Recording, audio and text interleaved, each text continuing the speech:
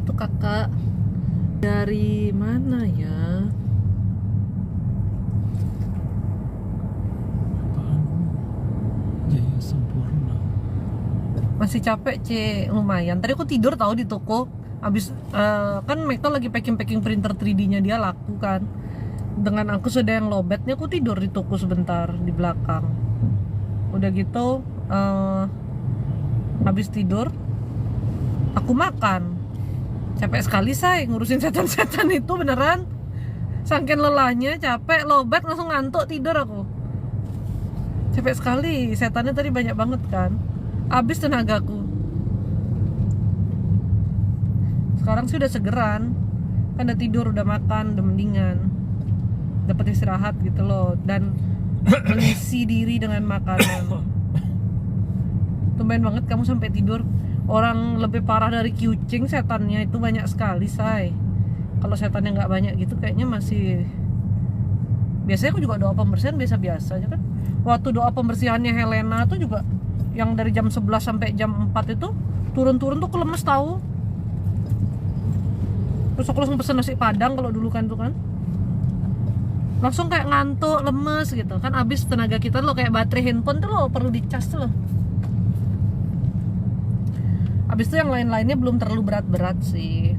Tapi tadi dia ekstrim tahu, ekstrim banget. Kalau kayak doain kamu gitu kan, tetap kita bisa bersantai abis itu kan. Tadi tuh dia ekstrim. Kok dipikir-pikir ya, saya kira Freemason itu cuman karangan-karangan orang gitu ya. Kayak, bukan karangan sih ya. Kan ada orang yang suka, apa tuh sayang? Kok rame? Apa tuh jual apa tuh dia? Nasi campur gitu. Lanjut deh, sorry sayang. Freemason. Iya, Freemason itu saya pikir kan cuman kayak orang-orang yang suka rahasia dunia yang kayak gitu-gitu kan. Apa sih Pi yang suka-suka membedah konspirasi. Ya, konspirasi ini, konspirasi itu. Ternyata bener ya gitu ya. Emang bener sih mereka tuh ada. Kesetanan. Emang bener, dan organisasi itu sebenarnya sudah mendunia gitu loh. Jadi pentolannya tuh ada 7 orang. Dan yang di bawah-bawahnya tuh yang ecek-eceknya itu sih banyak sekali ada. Nah yang tadi dia ini sih ecek-eceknya gitu ya. Dan memang betul gitu. Makanya tadi pagi tuh sebelum saya nanganin dia tuh kok ini orang nih terkait sama satanik gitu loh saya lihatnya. Saya pikir dia menyerahkan diri ke satanik. Kadang-kadang kan bule-bule itu kan gila tuh. Karena sekitar umur 20-an. Saya pikir mungkin dia ikut temennya, dia ke gereja setan kayak gitu-gitu ya. Ternyata bukan loh, ternyata keluarganya tuh parah deh. Akhir-akhir aku mau bertemu dengan orang yang mencengangkan kisah hidupnya ya. Dan kayak di film-film say, dari kecil dikasih obat-obatan biar dia tetap kayak apa sih, kayak jadi bodoh gitu loh. Karena obat-obatan tuh kan melemahkan syaraf otaknya dia kan.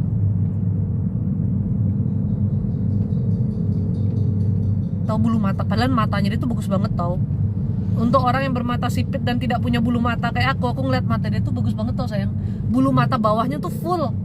Bulu mata bawahnya tuh full dan kayak tebel gitu. Kok jadi merhatiin bulu mata orang? Ya karena waktu bicara kan aku menatap matanya ya kan say. Jadi aku melihat bulu matanya bagus banget gitu. Biasa cewek ya, yang dilihat tuh penampilan cewek lain gitu loh. Saya tuh gitu kalau ngelihat cewek itu biasa gitu, lihat bulu matanya, lihat matanya gitu ya, lihat alisnya bagus, bulu matanya bagus, kulitnya bagus gitu loh. Kalau saya mandangin muka orang tuh saya menelisik dari atas ke bawah, biarpun lagi konsultasi gitu ya. Kayak dia tadi matanya bagus, apanya bagus gitu. Emang mode ceweknya keluar. Halo cewek, aku tadi pas live siang rasanya punggung sakit mual. Aku kira karena aku kelelahan. Enggak, karena energi negatifnya emang besar. Tapi kan saya doa pembersihan, Bu Keke ikut nggak? Tadi waktu doa pembersihan Sandi bilang dia sampai jerit-jerit kan. Sebenarnya kalau saya lagi live itu, walaupun orangnya itu kesetanan, kalau saya lagi doa pembersihan, stay aja. Karena doa pembersihan tuh bukan cuma buat dia. Apalagi tadi saya doa lumayan lama kan. Kalian harusnya ikut. Kalau emang ada sesuatu dalam badan kalian, saya ikut bersih gitu loh. Ya. Malam C, gimana hatiku malam ini? Sedih. kayak udah capek, lelah, agak frustasi gitu. Kayak kenapa sih gini terus gitu, aku terus berbuat apa sih, males deh. Malam shalom C, lagi dalam perjalanan kemana nih? Pulang dari makan. Malam C, malam jajan. C tambah cantik Maci. Konspirasi dibilangnya, ya itu dah. Gak usah LS, gak usah, dia mah udah bagus bulu matanya say. Punggung kiriku masih sakit. Nih, ikut error nih. Ikut doanya, sebab itu setelah langsung biasa-biasa aja. Setelah doa langsung biasa-biasa aja gitu. Ya makanya ketika kita berdoa Anda stay. Doa pembersihan itu tuh jarang. Gini kan saya kan kalau doa pembersihan yang benar-benar pembersihan itu kan jarang. Kecuali emang orang yang datang itu dia memang ada sesuatu di badannya. Kayak tadi gitu saya pasti akan doa pembersihan yang panjang. Biasanya kan kita kan doa hanya untuk minta ketenangan hati apa gitu ya. Makanya kalau ada orang-orang kesehatan tuh justru Anda ikutin doa pembersihannya. Kalau live kan saya jarang doa pembersihan juga. Paling doa singkat supaya yang buru-buru dilepaskan. Jadi nggak terlalu besar gitu loh. Ya. Duh telat saya C, baru juga Bu. Malam CC pesan buat saya kontrol pikirannya. Pikiran negatifnya banyak sekali. Aku malah kabur, cocok ya. Meli itu emang kayak gitu dia. Setan di badannya dia ngerjain dia turutin. Emang susah Meli ini, kesehatanan Meli. Makanya sembuhnya lama kali. Nanti lama-lama saya berdoa untuk melepaskan Meli nih. Kalau saya sudah lelah juga sama dia. Nggak pinter-pinter dia loh. Udah tahu kalau kayak gitu dia harus stay, dia malah kabur. Nanti saya berdoa untuk melepaskan Meli aja nih maunya nih. Jajan, malam C, boleh lihat aku di tempat kerjaku. Hati-hati sama orang sekitar. Karena banyak yang munafik bermuka dua gitu. Kayak baik di depan tapi ngegosipin di belakang. Kalau nggak perlu nggak usah cerita-cerita ya say. Sama temen-temen itu nggak usah curhatin apa. Apalagi kamu komentarin temen yang lain apa. Karena itu bakal jadi omongan-omongan yang akan berkembang di tempat kerjamu. Nanti kamu sendiri yang punya masalah banyak. Ci minta doa buat oma saya, beliau udah usia 88, sekarang udah sakit-sakitan. Makasih Ci. Ya semoga Tuhan memberikan yang terbaik aja buat oma. Kalau Tuhan perkenankan untuk sembuh ya sakitnya dipulihkan. Apapun itu yang terbaik ya. Baru dengar dia ngomong aja udah berasa sakit jadi aku kabur. Gak boleh C, habis gak pinter-pinter kamu C.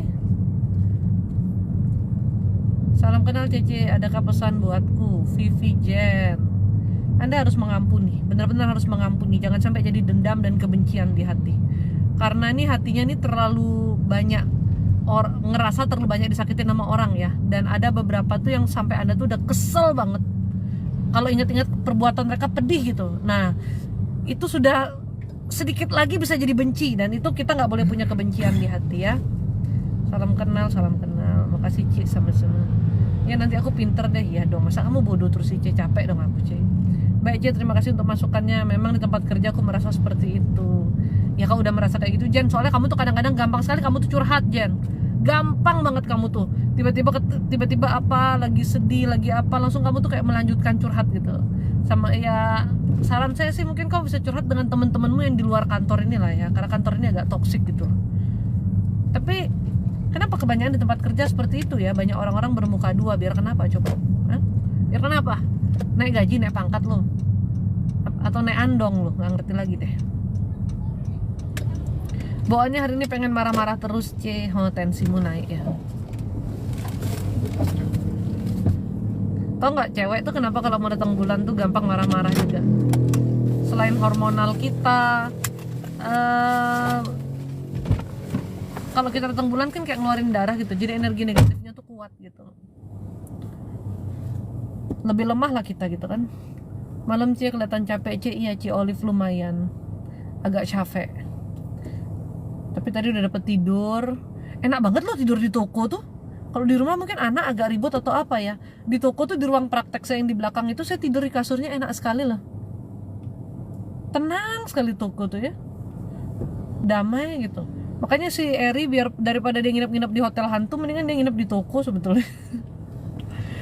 Moodnya lagi bad, berarti lagi bad mood.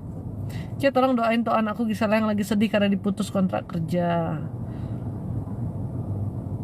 Semoga dia segera mendapatkan pekerjaan yang baru Bu ya, pekerjaan yang Tuhan perkenankan, di mana dia bisa berkarir dengan baik ya.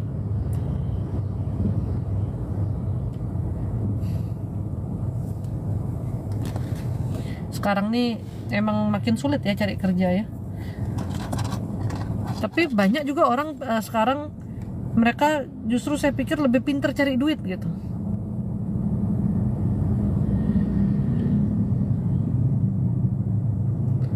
Karena mereka bisa kerja remote.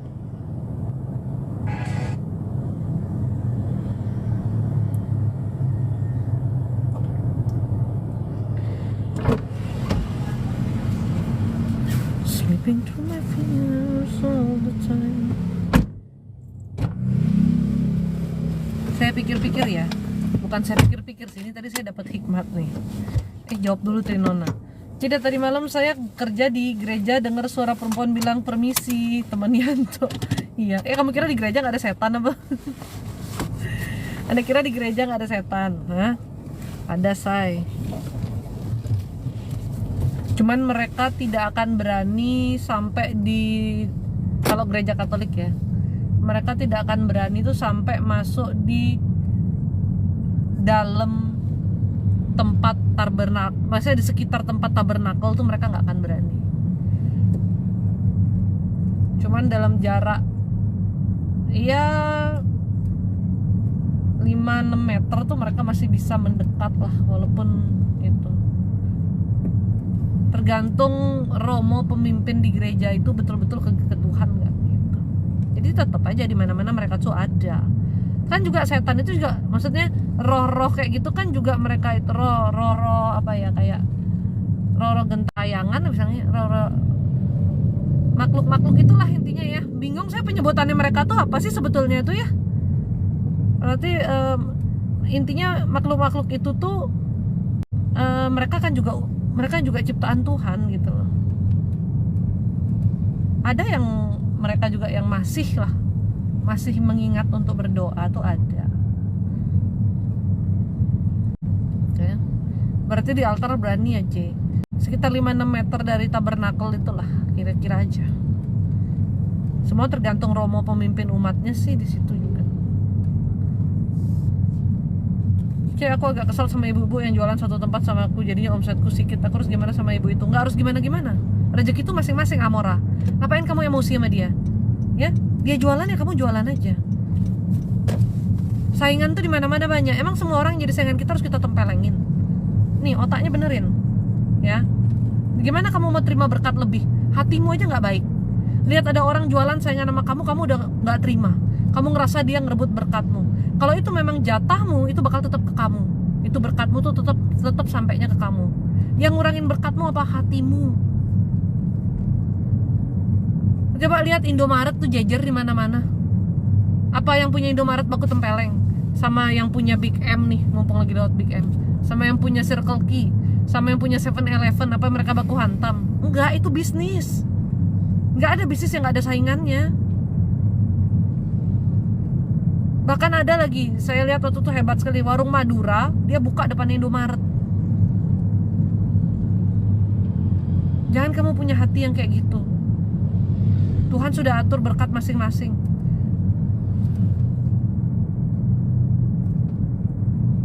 Mau diapain coba? Satu produk aja bisa dijual di mana-mana. Masa kita nggak mau? Masa kita mau kita menguasai sendiri? Kalau dulu saya belajar hukum bisnis, ada hukum bisnis tidak boleh ada monopoli bisnis. Itu ada hukumnya. Kok ini mau monopoli? Nggak bisa. Suami kalau pulang ke rumah selalu merasa mah kambuh lagi. Saran rumahku, suamimu pulang ke rumah tuh stres.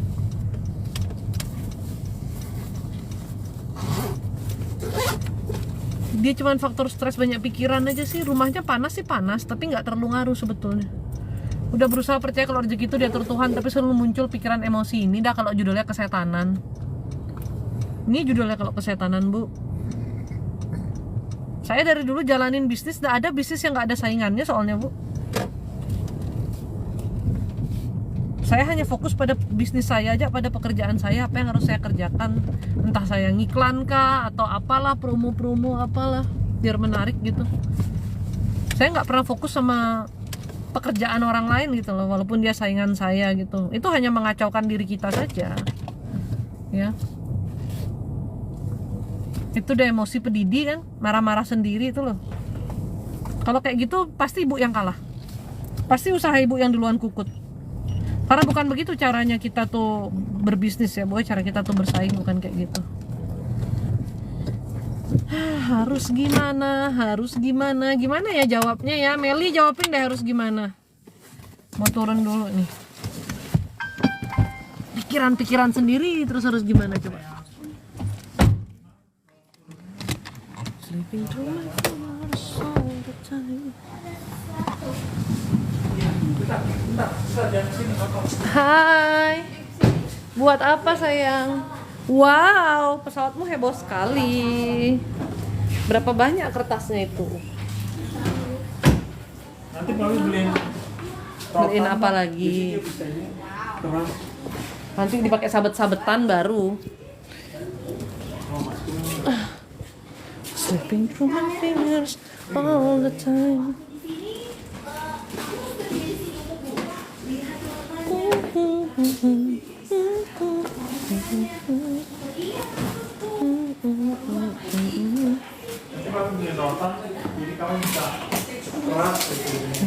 Mar, permen center kasih saya.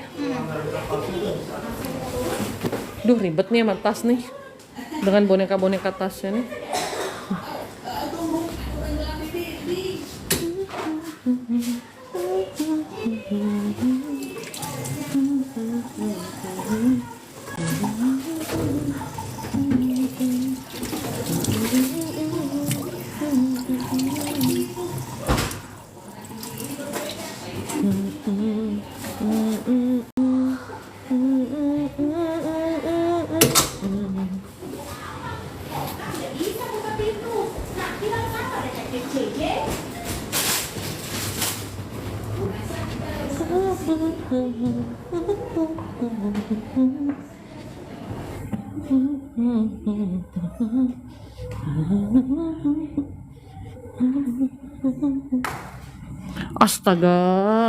Astaga anakku. Bener-bener dong dia berkreasi bikin pesawat dalam sini. Berantakan semua. Mandi pembersihan terus berdoa, Bu. Pikirannya kontrol kan, pikiran tuh kan remote kontrolnya di Anda. Terus nanya gimana caranya. Orang pikirannya kalau liar diikutin keliaran pikirannya. Bukannya mengingatkan diri sendiri, dibawa diisi pikiran-pikiran yang positif. Yang dilakukan malah sebaliknya. Mengiyakan pikiran yang negatif di dalam diri. Ya jelas lah. Semakin menjadi-jadi pikirannya kan. Pikiran negatif itu kan dilawan, Bu. Bukan diiyakan. Bukan diikutin. Nah ini temennya Meli nih. Nanti mikirin suaminya selingkuh. Diiyakan sama pikirannya. Menjadi-jadi dah langsung. Akhirnya suaminya gak ngapa-ngapain. Suaminya langsung diantem sama dia. Ya, coba. Yang bijaksana coba, Ibu. Coba berpikirnya tuh loh. Anda kalau punya pikiran-pikiran buruk ya nggak usah diisi ke dalam diri Anda lah. Ngapain Anda isi pikiran-pikiran buruk tuh dalam diri Anda? Anda keluarin pikiran buruknya, Anda ganti. Itu loh caranya kontrol diri, Bu. Siapa yang nggak pernah berpikir buruk? Saya juga, Bu. Banyak ketakutan kadang, ya. Tapi kita yang kontrol. Kita tepis pikiran buruk itu gitu loh, Bu. Ya, Ibu ya. Jangan diikutin. Tahu buruk diikutin. Kalau coba orang kalau yang dihasut sama iblis suruh memetongkan dirinya dia ikutin ya metong semua lah, Bu. Karena itu kita perlu mengontrol diri kita. Itu nggak tahu deh nih rumah udah. Ini mungkin kalau emang punya anak laki sampai 2 gini emang rumah nggak bisa rapi ya. Susah kali ya mau rumahnya rapi ya. Stres juga loh saya. Saya paling nggak suka berantakan. Saya nggak suka ini apa namanya. Barang-barang itu aduh. Anak saya tuh pakai barang digeletakin sana geletakin sini, kasihan banget istrinya nanti ya. Stres. Tiap hari dandan buat pesawat. Ih, siapa tahu ntar saingan sama B.J. Habibie ya, say. Selamat malam Bu cantik, selamat malam. Salam kenal ya dari Katrin dari Papua. Salam kenal Mbak Katrin. Pikiran jangan negatif terus ya, capek saya. Ya itu diri Anda itu loh. Meli yang negatif. Anda tiap kali mikirin suami Anda pikir dia selingkuh. Tapi emang yang perempuan butuhkan tuh rasa aman dan nyaman ya. Saya tuh baru merenungi gitu loh. Kenapa saya tuh sama suami saya tuh saya tidak menaruh curiga. Kenapa saya tuh sama suami saya tuh saya nyaman biarpun dientetin 24 jam sama dia ya. Biarpun yang lain yang nggak sabar ngelihat suami saya bersama saya 24 jam. Tapi kenapa saya tuh sabar gitu ya. Karena ternyata jawabannya tuh rasa aman dan nyaman ya. Sayang, coba ini dirapiin suruh Maria. Sayang, aku frustasi udah lihat karya-karya anakmu nih ya. Dengan rumah kita nih yang diberantak ini, saya udah pusing. Ada aja karya-karyanya. Rasa aman dan nyaman itu yang membuat kita itu jadinya dalam pernikahan, dalam hubungan tuh mantap gitu ya. Itu yang saya rasakan sih. Saya tuh merenungi gitu loh. Apa sih yang dibutuhkan wanita? Oh ya, ternyata cuma rasa aman dan nyaman. Ya kalau kita udah dapatkan itu dari pasangan, kecil kemungkinan kita berselingkuh, kecil kemungkinan kita tuh kayak nggak betah deket pasangan kita kayak gitu ya. Kenapa orang dia nggak betah deket pasangannya? Sebetulnya dia nggak bahagia dalam rumah tangganya. Dia Meli, Dani salah toh, langsung emosi lah aku baca Meli ini. Dia nggak Meli, tiba-tiba Dani salah toh. Otakmu tuh gimana sih Meli? Ya Allah ya Robi, orang lagi ngomongin apa tiba-tiba Dani salah toh. Emang kurang minum obat lu, besok ketemu nggak sama aku? Tak tempeleng langsung pas ketemu. Marah saya tiba-tiba dibaca Meli nih. Suaminya nggak ngapa-ngapain, tiba-tiba Dani salah toh. Yang salah tuh otaknya dia guys. Kita kasih tahu ya, suaminya Meli itu udah sabar banget selama 20 tahun ya. Selama 20 tahun suaminya tuh sabar banget. Istri tiap diajak ngomong nggak mau tahu. Kerjaannya main handphone aja di rumah. Kubongkar juga aibnya Meli ini lama-lama. Suaminya tiap kali ngomong dia cuma main handphone. Gak tahu dah, aku gak tahu. Jangan dah ngomong sama aku gitu. Aku lagi sibuk. Padahal dia lagi nonton drakor, dia lagi ketik-ketik handphone, chatting-chatting sama temen-temennya dia yang dulu tuh ya. Yang teman-teman ngerumpinya dia yang kesetanan itu semuanya tuh dia chatting-chatting itu. Ya. Setiap kali suaminya datang tuh nggak dia sambut, nggak ada. Mau makan sendiri, ngurus apa sendiri suaminya. Ditemenin apa juga enggak. Coba. Dia pakai masih bilang lagi, berarti Dani salah. Bener-bener minta dimaki dia ini sebetulnya loh. Meli, jangan sampai dimaki kamu ya Meli ya. Heran saya. Bener-bener. Saya yang kepahitan lama-lama nih. Bukan karena saya membela Dani ya, tapi kasihan suaminya dia tuh.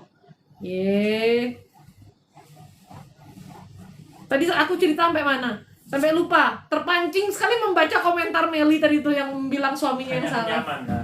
Oh iya, kenyamanan.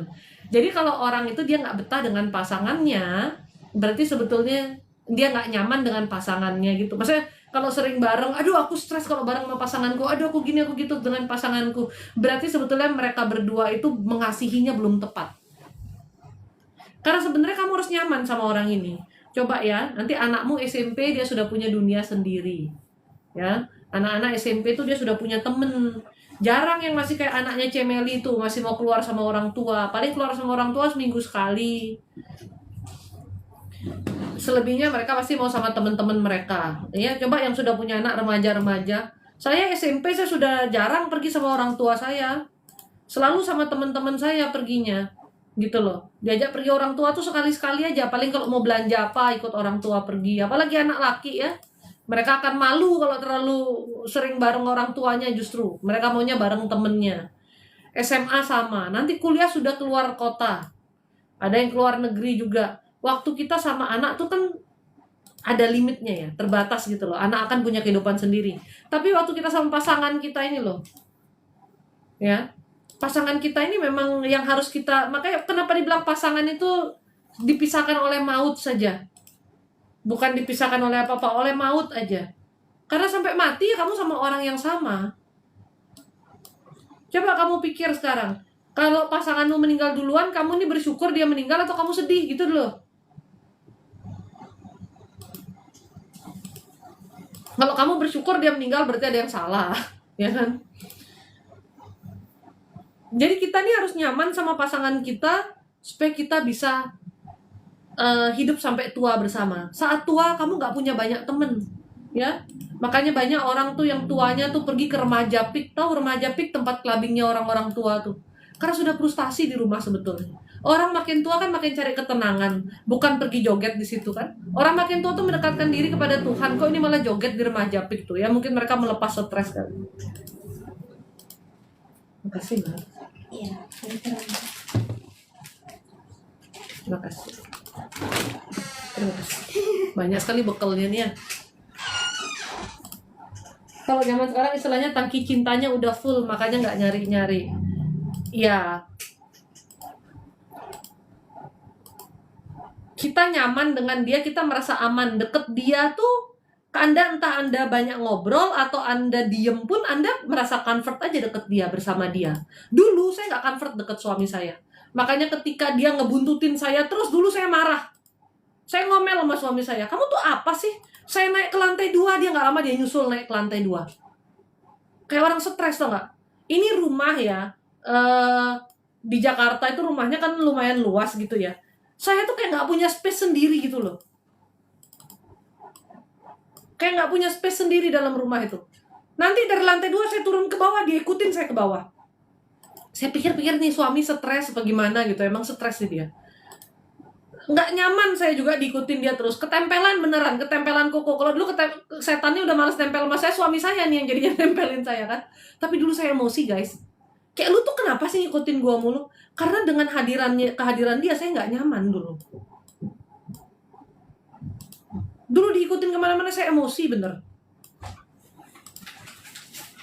Saya terganggu gitu loh.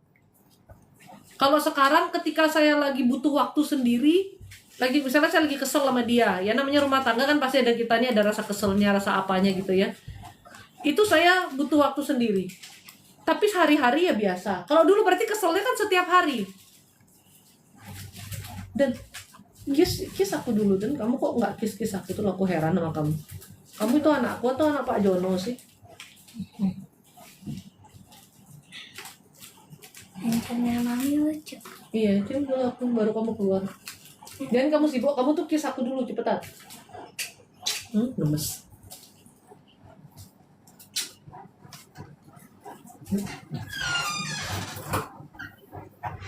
Kalau dulu kenapa saya nggak betah? Karena saya nggak nyaman, saya nggak happy. Pertama dengan diri sendiri saya juga masih ruwet, belum beres dengan diri, emosinya masih tinggi. Yang kedua ya saya lihat suami saya juga, saya nggak happy deket dia gitu loh.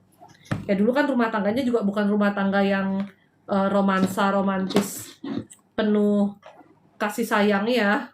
Dulu saya juga rumah tangganya huru hara saya. Kalau kamu lihat sekarang saya romantis tuh karena Tuhan yang mengubahkan semuanya ya. Yang diubahkan tuh kayaknya kalau suami saya emang dari dulu dia orangnya begitu. Tipe lovely gitu loh. Istrinya yang diubahkan. Saya soalnya dari dulu tuh emosinya tinggi kalau sama dia. Karena ya ada kepahitan dulu kan, amarahnya jadinya besar ke dia gitu.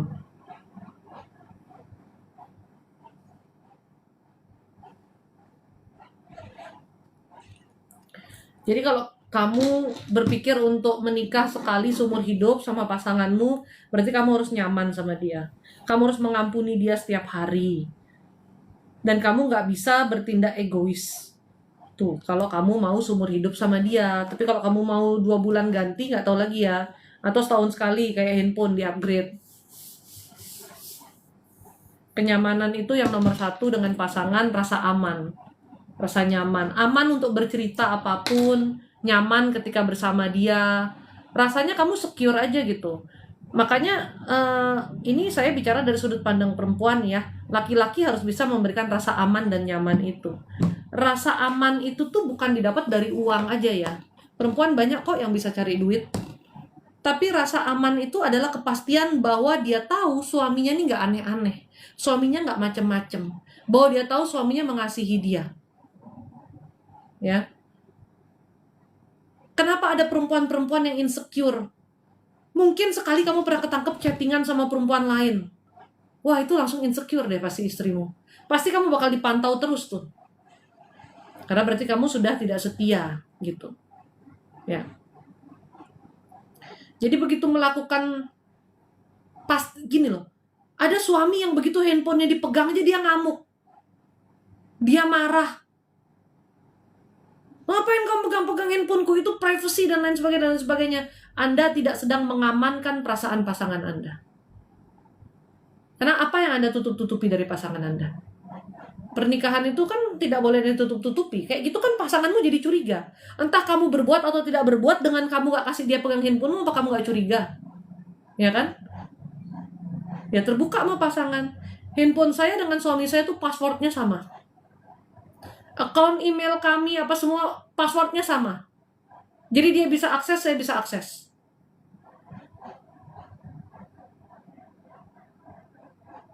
Nggak ada yang perlu ditutupi. Mau dia lihat WhatsApp, saya lihat WhatsAppnya dia, nggak jadi masalah. Cuman ya kami juga nggak iseng-iseng ngecek-ngecekin WhatsApp gitu, capek ya.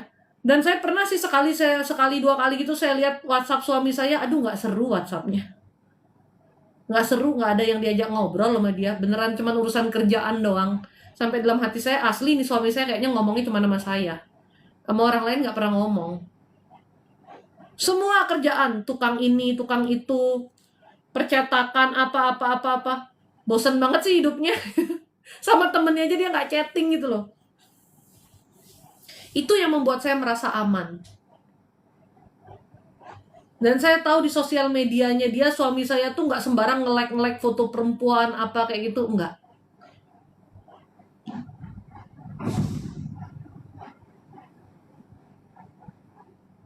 Kan ada laki-laki yang hobinya nge-like foto perempuan-perempuan seksi ya. Itu bikin istrinya juga ngerasa nggak nyaman loh. Coba para wanita, kalau suamimu kerjaannya nge-like foto-foto cewek-cewek yang seksi, risih nggak? Saya sih risih. Ya.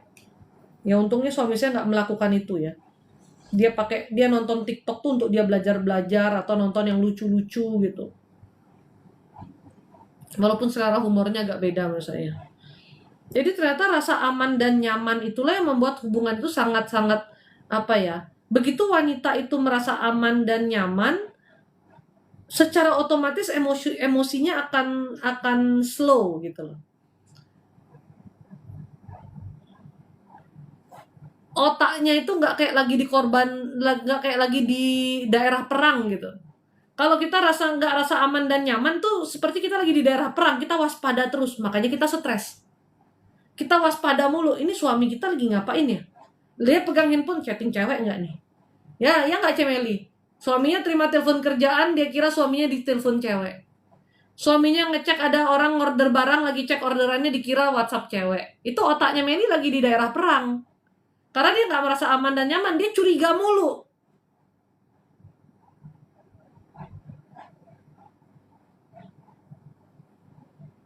Sedangkan saya yang sudah merasa aman dan nyaman, ketika Meli lakukan itu, saya bilang, lu gila ya? Kalau suami saya mau sampai jam 10 malam, jam 11 malam dia main handphone, ya saya tahu dia lagi kerja. Ada yang dikerjain, ada aja. Suami saya tuh kelihatan santai, tapi sibuknya luar biasa otaknya dia tuh, kayak kerja gitu. Banyak yang diurusin gitu loh. Tapi pikiran saya nggak pernah bilang dia lagi chatting sama cewek. Nggak pernah. Karena kita sudah berada di state aman dan nyaman gitu. Berarti Dani tidak membuat saya nyaman seperti dulu. Ada alasannya kan kenapa Dani tidak membuat Anda nyaman seperti dulu. Karena kalau kamu nggak digituin juga emangnya kamu bertobat. Hah? Kamu kan menggila.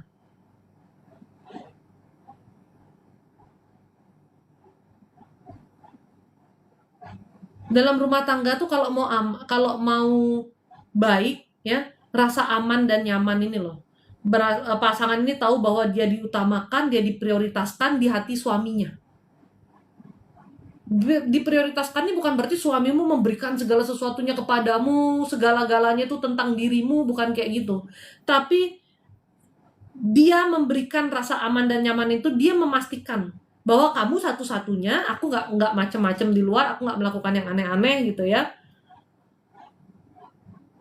Sehingga ketika kita berada dekat dia pun, ya otak kita tuh tenang, pikiran kita tuh tenang, relax dekat dia. Kita bisa jadi diri kita apa adanya. Ada orang yang dekat suaminya dia nggak nyaman, karena suaminya selalu menuntut. Aku mau kamu penampilannya begini, begitu. Aku mau kamu anu. Tuntutannya banyak sekali. Ini lagi ikut Miss Indonesia apa mau jadi istri, udah nggak ngerti. Terlalu banyak tuntutannya ya, kriterianya terlalu banyak. Kalau bisa memenuhi kriterianya sih nggak apa-apa. Tapi ada juga suami-suami yang dia tertekan karena istrinya terlalu banyak tuntutan. Aku mau kamu jadi suami yang seperti ini, penampilannya begini, begini, begini. Jadi ntar di sosial media kalau orang lihat kamu, orang begitu, begitu, begitu. Ah, udah. Suaminya dituntut untuk jadi sempurna. Yang suaminya mungkin dia sukanya pakai celana pendek, kaos disuruh pakai jas kemana-mana. Akhirnya suaminya stres. Dan suatu hubungan, ya, suatu hubungan kalau kamu itu terlalu banyak mempublish hubunganmu, dalam artian kamu ingin orang lain memandang rumah tanggamu seperti sesuatu image yang kamu bentuk gitu ya, tidak natural, yang terpaksa kamu harus bikin macam-macam di sosial media, postingan ini itu, kebanyakan pakai skenario lah. Itu bukan suatu hubungan yang sehat, karena tidak nyaman ketika kamu menjalaninya. Kamu nggak bisa jadi dirimu apa adanya gitu loh. Makanya ada, ini saya kasih contoh aja ya, ada satu selebgram, saya follow selebgram ini tuh udah dari sebelum saya nikah, jadi sekitar 15 tahunan yang lalu lah saya udah follow dia. Dia tuh orang Itali, kalau kamu tahu Chiara Ferragni namanya, Chiara Ferragni apa Chiara Ferragani gitu ya. Dari dulu dia tuh istilahnya kayak selebgram tahun jadul banget lah, terkenal gitu kan, followersnya dia tuh udah banyak banget. Dan dia terkenal dengan gaya hidup mewahnya. Dia fashionable dan gaya hidup mewah, semua barang-barang brandednya dia gitu. Sampai waktu pandemi kemarin itu, pandemi yang di COVID itu, dia ternyata jatuh bangkrut karena gaya hidupnya terlalu tinggi. Dia ternyata banyak utang sana sini gitu loh. Dia jatuh bangkrut karena semua barang yang dia pakai itu branded, dan sedangkan selebgram tuh kan kayak harus update terus dengan barang-barang ya. Jadi utangnya tuh numpuk. Tapi dia lolos dari fase itu, dia tuh lolos. Terus dia tuh pacaran sama seorang cowok yang juga kayak influencer gitu.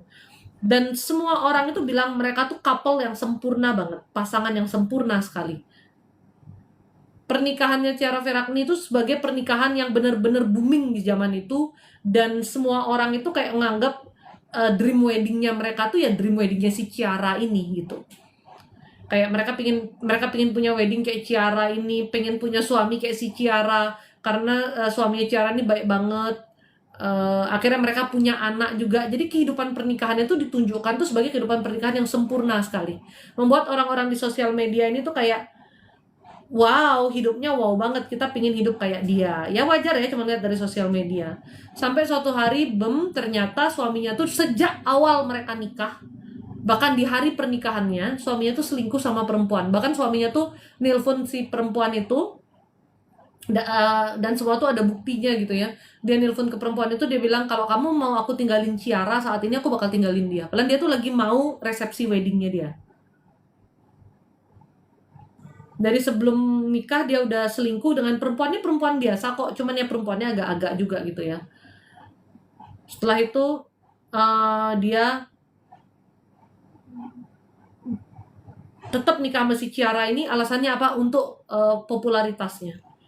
Dan kenapa dia akhirnya memilih selingkuhannya? Karena dia bilang hubungannya dia dengan selingkuhannya itu lebih natural, lebih apa adanya. Dia tidak perlu berpura-pura di depan umum seperti bagaimana dia sama istrinya yang Chiara ini.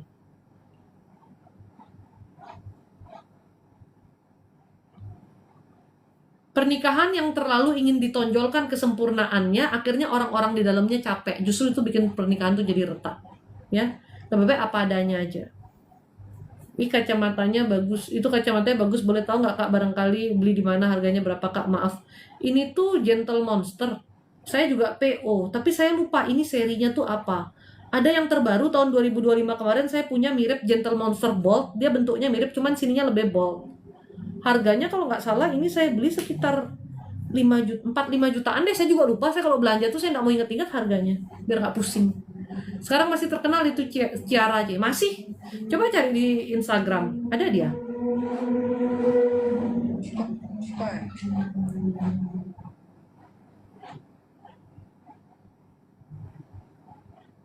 Sekarang dia udah cerai.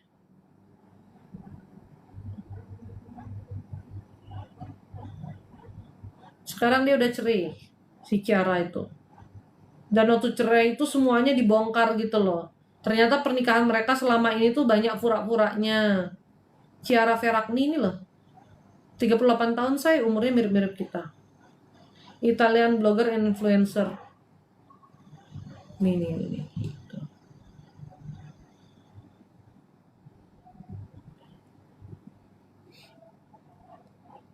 Ini suaminya yang dulu nih.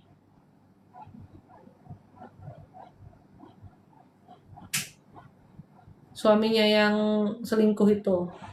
Yang akhirnya pergi sama selingkuhannya. Padahal selingkuhannya tuh dibanding Ciara ya kalah jauh lah gitu loh, Say. Tapi ya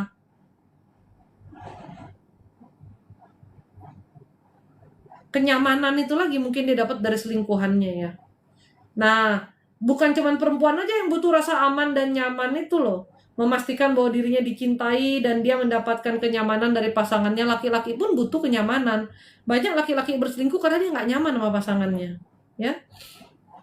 Coba kalau punya pasangan kerjaannya marah terus, pulang ke rumah marah, nuntut ini, nuntut itu. Males suamimu pulang, Say. Nggak jadi dia pulang ke rumah.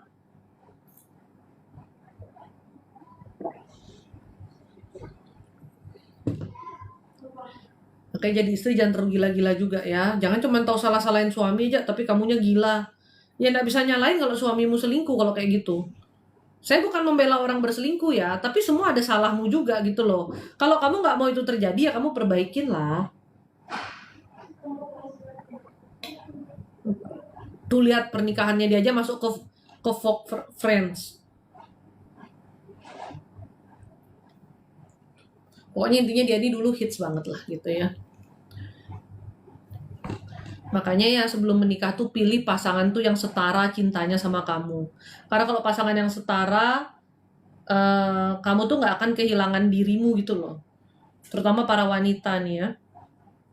Kalau kamu jatuh cinta, pastikan kamu tuh jatuh cintanya sama orang yang memang pantas kamu cintai dan dia pun bisa mencintai kamu.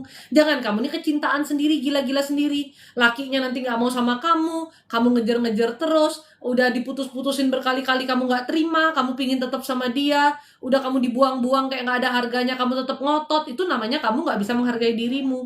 Kalau dia nggak bisa mencintai kamu dan kamu pun tidak mencintai dirimu, terus siapa yang mencintai dirimu? Makanya kalau kamu pilih pasangan itu cari yang setara. Yang kalau kamu sayang sama dia, dia membalas sayangmu tuh dengan pantas. Bukan dengan perbuatan yang seenak-enaknya. Ya. Dia juga tahu caranya mencintai kamu.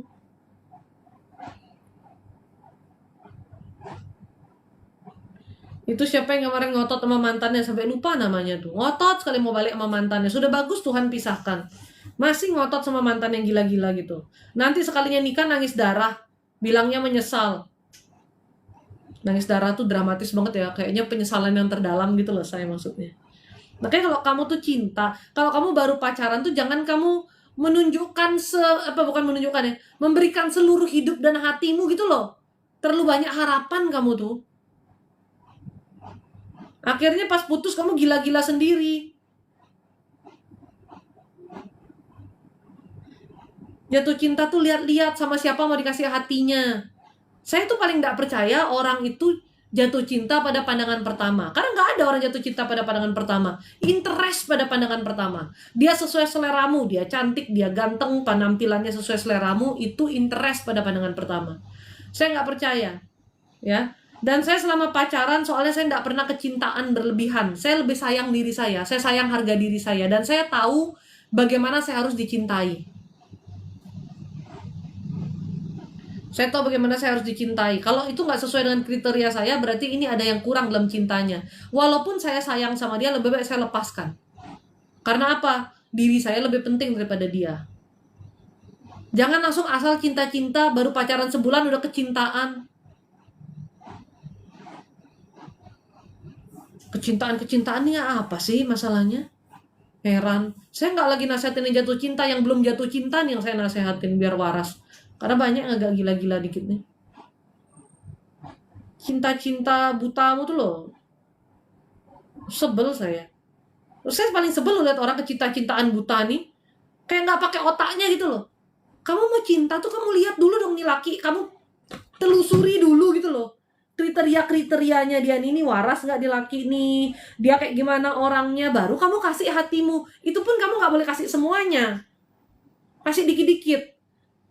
Kamu tuh bukan jatuh cinta, kamu tuh goblok. Kamu tuh bukan jatuh cinta, kamu tuh bodoh. Kamu terlalu cepat menyerahkan dirimu. Itu masalahnya loh. Bukan Anda jatuh cinta ini, Anda terlalu bodoh. Terlalu cepat menyerahkan diri Anda. Makanya kenapa kayak ada orang-orang yang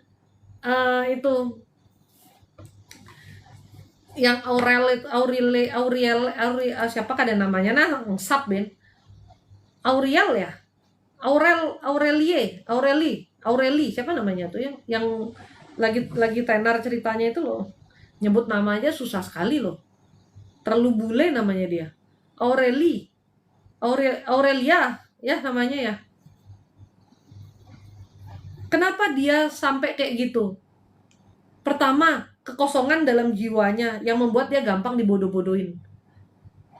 Dia nggak dapat tuntunan yang benar dari orang tuanya tentang cinta itu seperti apa. Misalnya tentang hubungan dengan pasangan seperti apa. Cari pasangan yang seperti apa. Dia nggak dapat tuntunan seperti itu. Dia kurang kasih sayang. Jadi gampang digoblok-goblokin orang. Terus begitu dapat sedikit kasih sayang dari orang lain gitu ya, dia cepat menyerahkan dirinya. Akhirnya kena manipulasi lah. Yang cowoknya jahat iya, tapi kan ada kausanya juga dari si perempuan ini ya.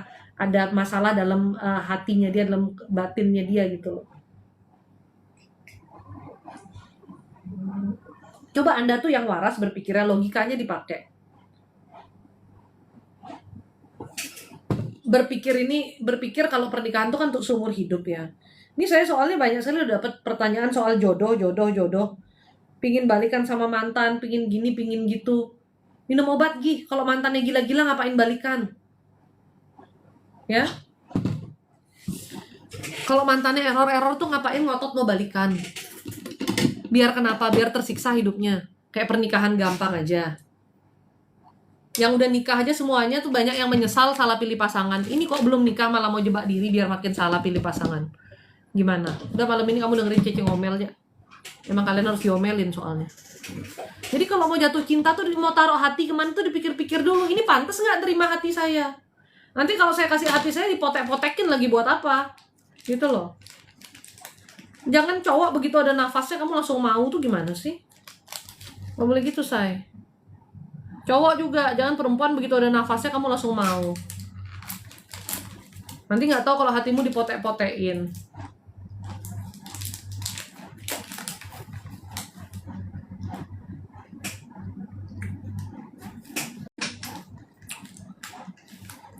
Mau pilih jodoh tuh harus paling hati-hati. Kalau gak ada nafas kan mayat Ci. Ya maksudnya jangan kamu semua yang bernafas kamu tuh mau Ci gitu loh. Dipilih-pilih. Yang anaknya Ci Olive yang kecil lakukan tuh sudah benar, memilih laki yang tepat, nggak usah peduliin omongan orang. Apalagi anakmu cantik gitu Ci, bisa kerja segala macem. Omongan orang didengerin sih bubar.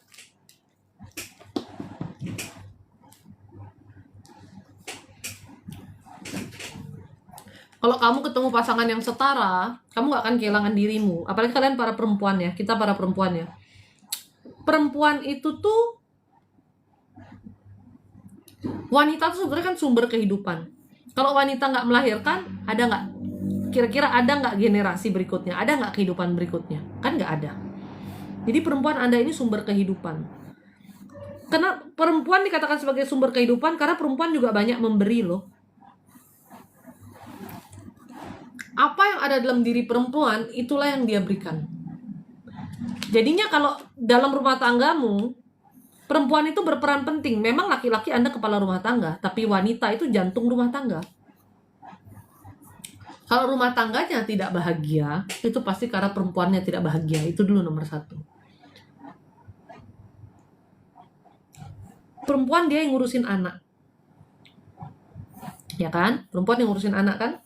Kalau dia ngurusin anak dalam kondisi emosi yang tidak tertolong nih, emosi jiwanya tinggi, anakmu pasti nggak bahagia. Suasana rumahmu nggak akan nyaman. Rumah tangganya jadi mati. Nggak ada sukacita di dalamnya. Makanya wanita itu sebetulnya adalah jantung rumah tangga.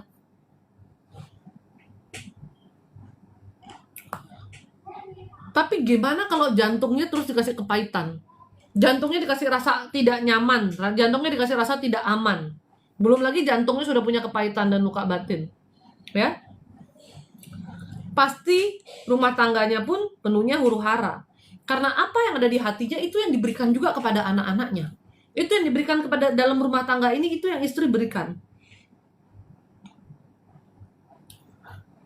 Makanya kalau wanita itu baru punya kasih sedikit, dia memang punya kasih sayang gitu ya sedikit, dia memberikan kasih sayangnya kepada orang-orang di sekitarnya, anaknya, suaminya. Kasihnya tuh harus diisi lagi, direfill kasihnya. Dari mana dia refill kasihnya? Nomor satu udah pasti dari Tuhan, harus dekat sama Tuhan. Kalau Anda pilih istri nggak dekat sama Tuhan, berarti Anda salah pilih. Nomor satu, pilih istri adalah istri yang takut akan Tuhan, yang dekat sama Tuhan. Jangan istri yang suka kedukun ya, yang dekat sama setan tuh bahaya. Yang direfill bukan kasih, tapi kesetanan yang direfill nanti kan. Sedangkan kita butuhnya kan dia mengasihi. Nomor satu, cari istri yang dekat sama Tuhan. Nomor dua, kasih itu direfill dari mana? Dari pasangannya. Makanya kalau pasangannya nggak memberikan kasih, ya nggak akan terisi juga hatinya. Menjalani rumah tangganya dia terbebani sendiri gitu, ya. Jadi suami-suami jangan cuek, jangan nggak peduli. Karena kalau istrimu tuh kepahitan, memang rumah tanggamu nggak akan damai. Kalau istrimu nggak bahagia, rumah tanggamu nggak akan damai. Perempuan itu sangat perasa, dan perempuan itu memberikan apa yang dia rasakan keluar, termasuk ke anakmu. Ya. Kalau wanita itu diberi kasih yang benar, dia akan tumbuh dengan indah. Dia akan menyebarkan kasih juga. Gak mungkin tiba-tiba dia menggalak ke kamu, menggila ke kamu, tuh gak mungkin. Gak mungkin tiba-tiba dia ngamuk ke kamu kalau kamu udah mengasihi dia dengan benar. Makanya nih buat para suami, ini benar loh. Ya. Jangan bikin istri Anda marah dan stres dengan hal-hal yang gak ada gunanya. Suami saya belajar itu, karena begitu saya stres, emosi saya lebih tinggi. Begitu saya ruwet, emosi saya lebih tinggi. Dia pasti bilang gini, yang penting kamu jangan stres. Kamu mau apa? Yuk jalan-jalan yuk biar nggak stres. Yuk kita kesini yuk kita ke situ yuk. Misalnya saya bilang, aduh saya capek banget nih, saya kayaknya stres deh, rumah ribut, anak-anak saya kan ribut gitu. Pengen keluar, pengen lihat alam. Dia langsung bilang, ayo kita keluar ya, lihat alam mau kemana. Karena dia tahu daripada stres button istrinya ketekan, mendingan dia ajak istrinya relax dulu. Ini yang suami-suami kadang nggak sadarin.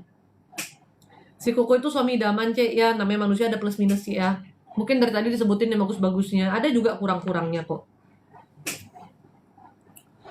Tapi dia sudah menyadari, dia lebih dulu menyadari aja bahwa emosi istrinya itu moodnya istri ini kan bahaya. Mood istri ini kan bahaya gitu ya. Lemah gitu moodnya istri itu. Daripada istrinya ngamuk duluan, mendingan istrinya ditenangin duluan gitu loh. Karena kalau istrinya udah ngamuk tuh bahaya gitu.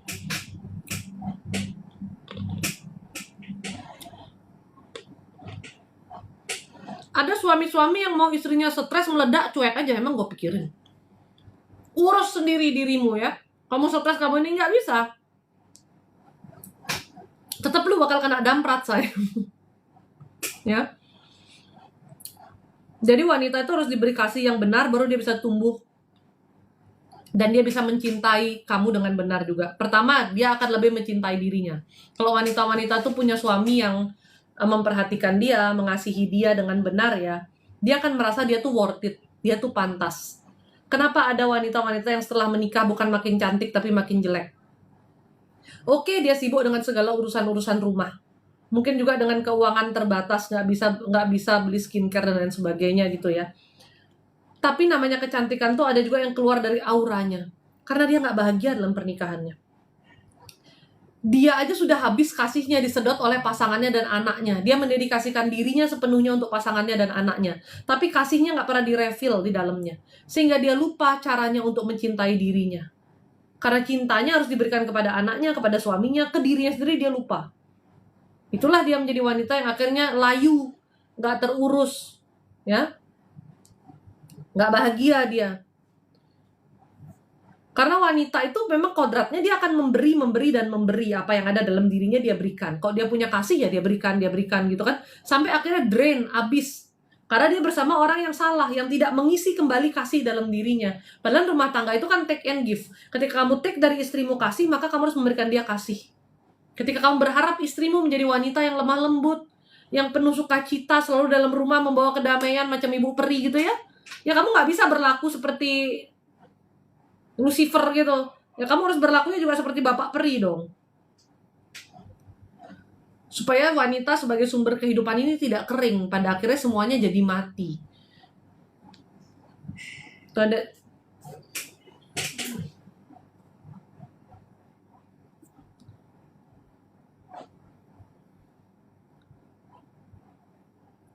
Kuncinya Bu, istri takut akan Tuhan. Betul Pak Don Delion. Itu kan tadi yang saya bilang. Nomor 1, kita mendapat kasih kita direfill dari mana? Dari Tuhan. Kalau Anda pilih pasangan yang tidak takut akan Tuhan, berarti Anda sudah salah pilih pasangan.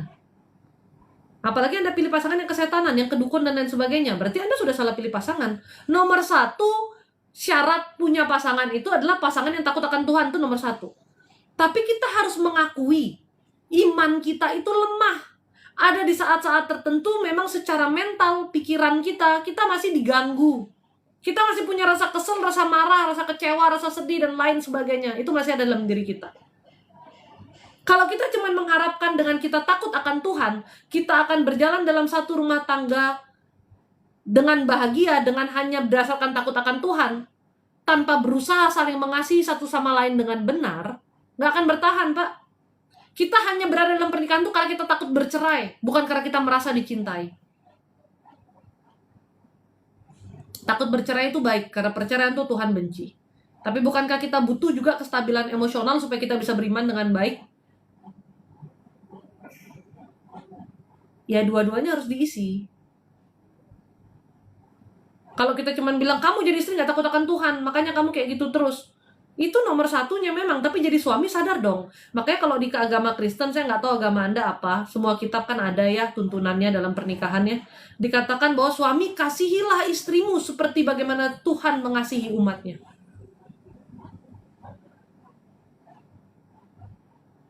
Kalau istri disuruh tunduk sama suaminya, suami yang kayak gimana? Kalau suami cuma ingatnya suruh istri tunduk aja, dan merasa sudah cukup mengasihi.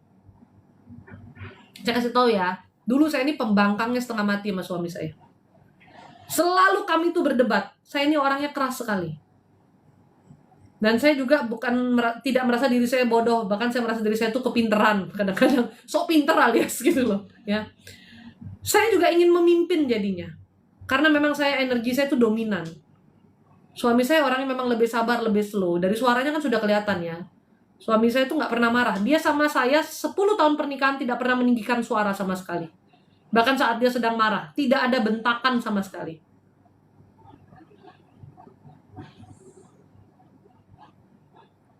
Jadi emang orangnya seslow itu. Slow dalam artian lembut gitu loh ya. Memang saya yang kelihatan lebih memang bukan kelihatan aja, memang karakter saya lebih dominan gitu. Dan saya dulu adalah istri yang tidak bisa tunduk sama suami saya. Wah, saya bisa berantem untuk ngerasa keputusan saya ini benar, saya berantem sama dia. Saya nggak mau dengar dia punya keputusan-keputusan, dia punya apapun yang dia kasih tahu saya nggak mau dengar. Saya berjalan dengan ego saya. Gitu. Ya, emang saya error. Saya mengakui dulu saya error. Saya dalam rumah tangga dulu bukan istri yang baik. Karena saya terlalu princess. Terlalu princess tapi terlalu pingin diikutin juga sama suami gitu loh. Princess dalam artian saya nggak mau kerjain apa-apa, saya nggak mau tahu gitu ya. Tapi saya mau jadi mimpin juga. Nah itu nggak bener itu. Sok-sok kayak apa, gila lah pokoknya intinya ya. Nggak baik itu, nggak baik.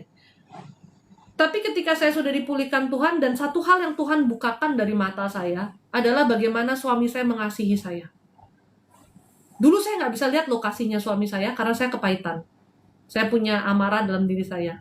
Tapi begitu Tuhan bukakan, saya melihat kasihnya dia ke saya. Makanya saya tadi bisa bilang, ya dia nggak pernah tinggikan suara. Ya suami saya itu kayak, dia tahu ngelihat saya stres, dia kayak mau berusaha nyenengin saya apa. Saya melihat kasih yang begitu besar dari dia. Secara otomatis saya tunduk sama dia.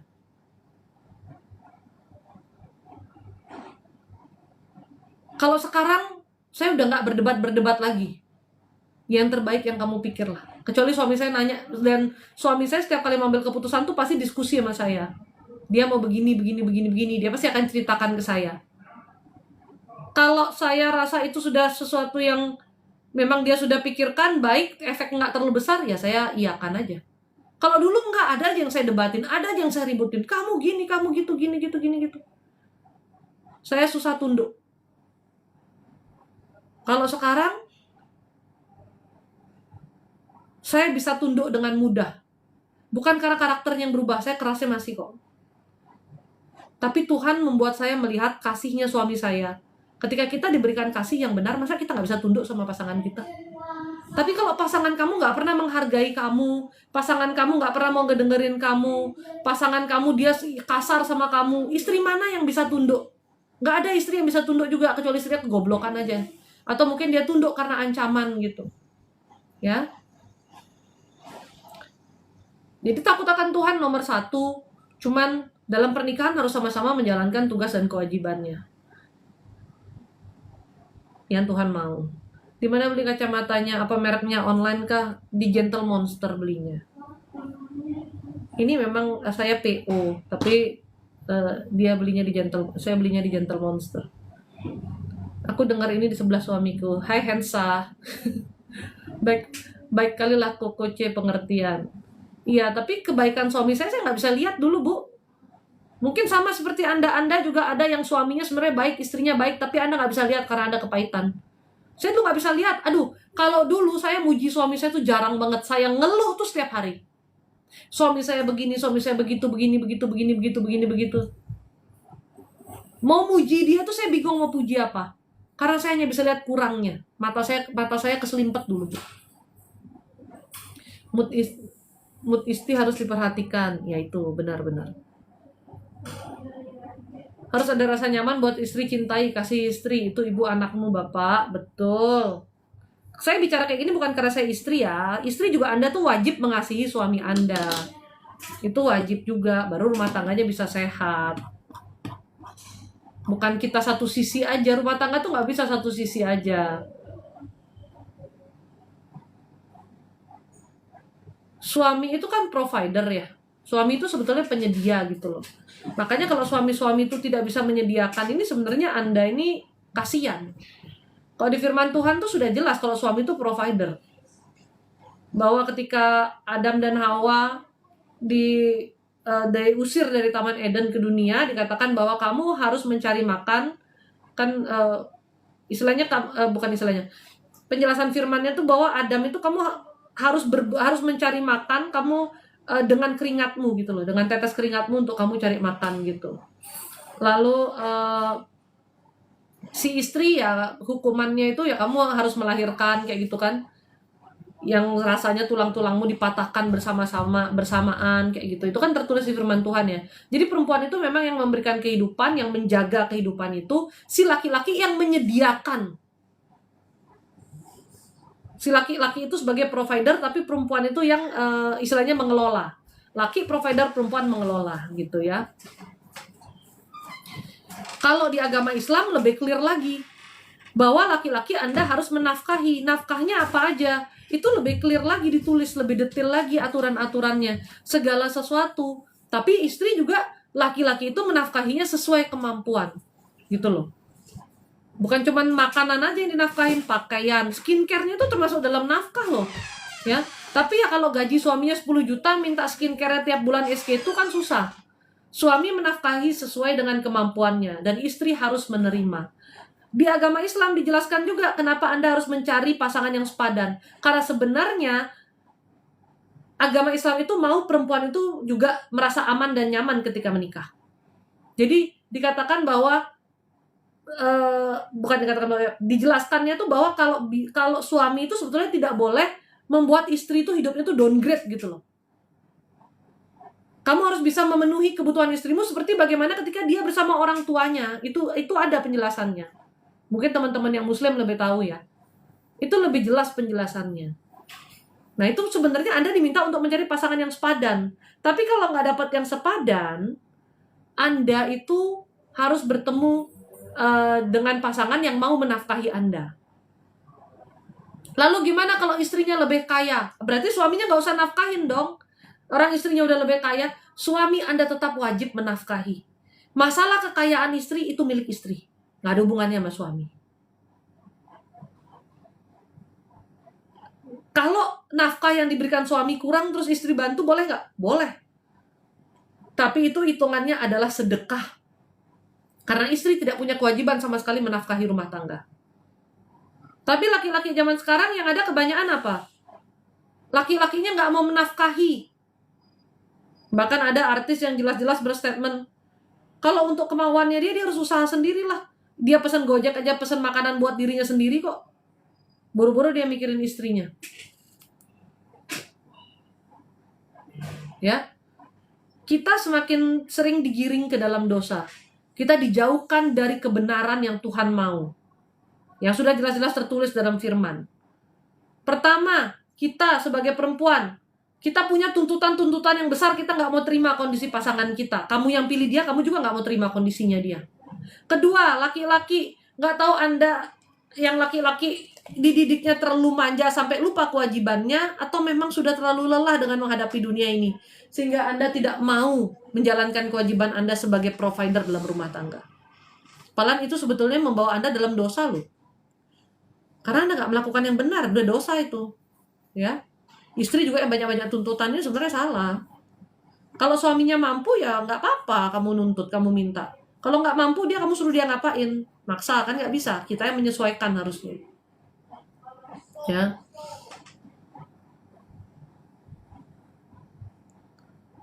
Kadang-kadang semua pada lupa kewajibannya sih, tanggung jawabnya. Istri yang disuruh kerja, suami jaga anak.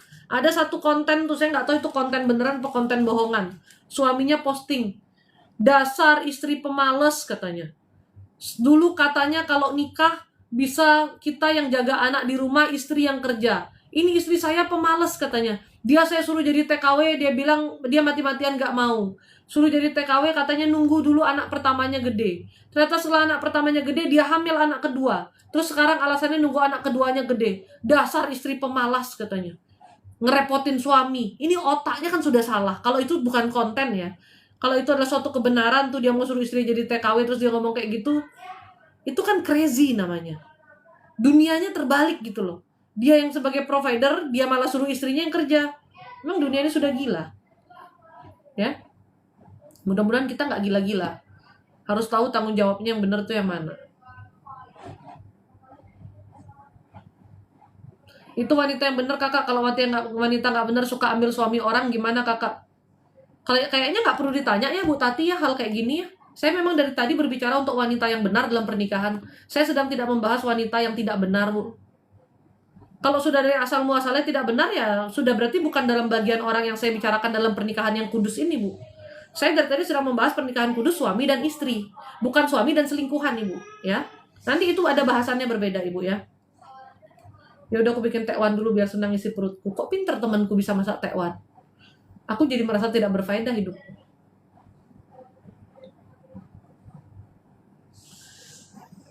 Kurang ilmu parenting ya Cece saat mau menikah. Sebenarnya bukan kurang ilmu parenting saat mau menikah.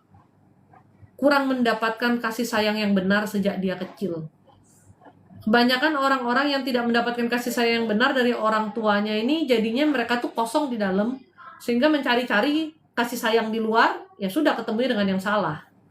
Soalnya cowok-cowok itu ya, kasih tahu kamu ya, kalau cowok itu cowok yang benar, cowok yang waras ya, dia itu justru akan kaku. Dia itu, ya memang dasarnya cowok itu kan kaku, nggak pandai merayu, dia tuh bakal datar banget. Masalahnya perempuan-perempuan ini sukanya laki yang drama, sukanya laki drama Korea, sukanya laki-laki yang ribet-ribet. Ngaku deh kalian para perempuan, ya. Nanti katanya kalau lakinya datar bosen, kalau lakinya itu apa itu tuh bosen lah gitu ya. Sukanya katanya bad boy. Lu emang ribet lu jadi orang. Dikasih yang baik, lu pilih yang bad. Akhirnya hidup lu jadi bad. Aku bosen, dia tuh terlalu good boy. Aku maunya yang bad boy. Kamu tuh kalau mau cari laki emang harus cari yang good, bukan yang bad say. Ini kamu tuh mau masuk dalam pernikahan, mau cari bad boy ini bukan lagi cinta-cintaan masa SMP SMA loh. Kalau masa SMP SMA mungkin kamu bad boy masih oke lah, ya. Untuk seneng-senengmu gitu loh ya. Sukanya kayak Vicky Prasetyo, kayak si itu, jangan-jangan kayak Robby. Siapa kadang tuh? Robby stres tuh. Yang kemarin tuh, yang 1x1 sama dengan, bukan 1x1. 1+1 sama dengan 2. 11x11 sama dengan 121. 12x12 144, yang itu loh. 8x8 6x4 sampai hafal saya kan. Yang waras ya, yang waras, jangan dipelintir-pelintir, yang gitu loh. Ya, jangan kalian nggak hafal lagi. Saya sampai hafal loh, saking uniknya dia kan. Ibu kota Indonesia Jakarta. Ibu kota Jawa Barat Bandung. Gubernurnya KDM Bapak Aing. Nah, hafal kan saya jadinya gara-gara stres. Ya kayak gitu-gitu model yang disukain sama perempuan-perempuan. Yang stres-stres gitu kayaknya. Ya kan?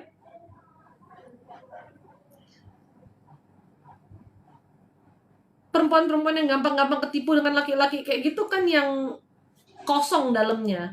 Terus pinginnya bad boy. Pengennya tuh biar ada tantangannya gitu. Hidup lu cari tantangan-tantangan banyak, sudah masalah hidup lu nggak usah dicari-cari lagi. Makanya kalau nikah cari yang bener. Ya. Semoga anak-anakku dapat suami yang seperti Ko Michael. Jangan seperti Ko Michael, dapat suami yang terbaik dari Tuhan. Masih banyak yang lebih baik dari Ko Michael soalnya.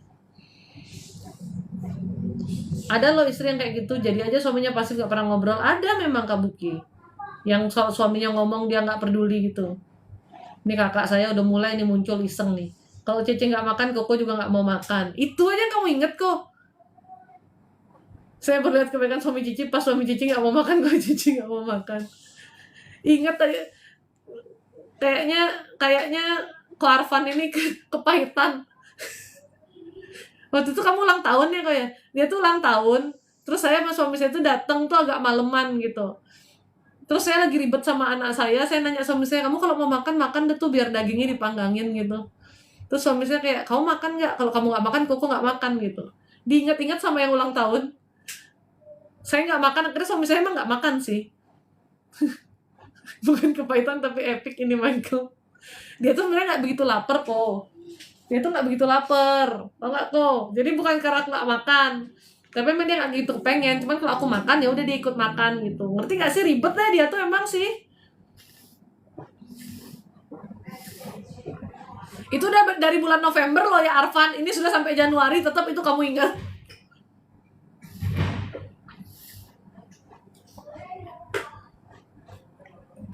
C, bagaimana kalau mau tahu kalau kita kepahitan, nggak ada damai sejahtera? Berarti ada sesuatu di dalam kita tuh yang harus dibereskan. Ko Michael nggak makan karena malu. Nggak, karena dia nggak begitu lapar. Makanya dia tuh kayak boleh makan, boleh enggak gitu loh. Michael is the best. Enggak lah, banyak errornya juga. Cuman ada sisi baiknya ya. Errornya ada.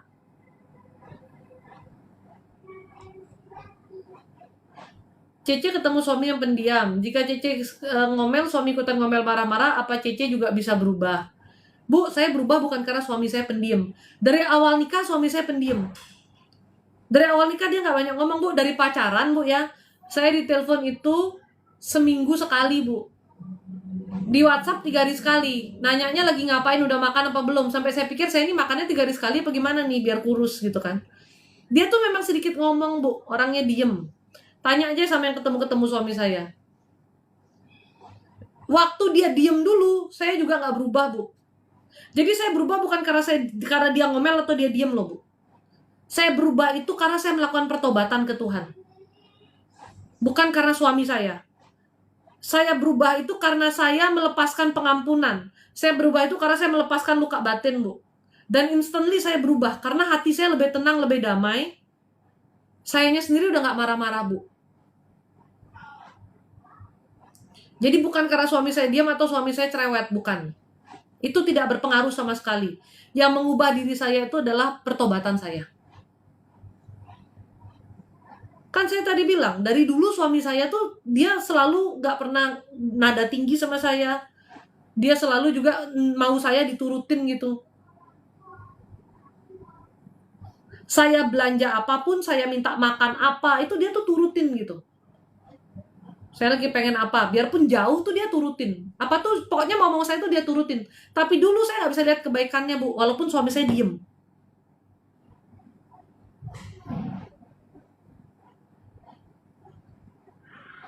Jadi bukan karena dia ribut atau dia diem, Bu, tapi karena diri saya yang bermasalah dulu.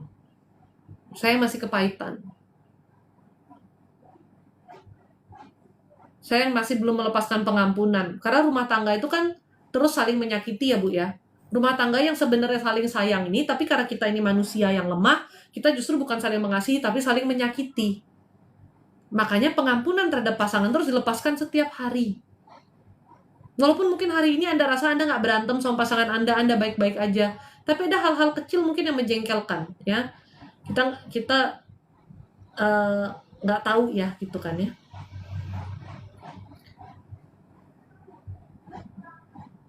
Dan di dalam kasih itulah pengampunan. Makanya rumah tangga itu harus setiap hari mengampuni pasangan kita. Sebelum tidur, kalau ada yang masih mengganjal di hatimu, firman Tuhan udah berkata, jangan dibawa amarahmu sampai kamu tidur. Kamu lepaskan sebelum kamu tidur tuh. Makanya sering kita sampaikan kepada orang-orang yang sudah berumah tangga, sebelum tidur, doa bareng pasangan, dan sampaikan ke pasangan, kalau aku ada salah hari ini sama kamu, aku minta maaf ya. Mungkin aku hari ini udah bikin kamu kesel, bikin kamu marah, aku minta maaf.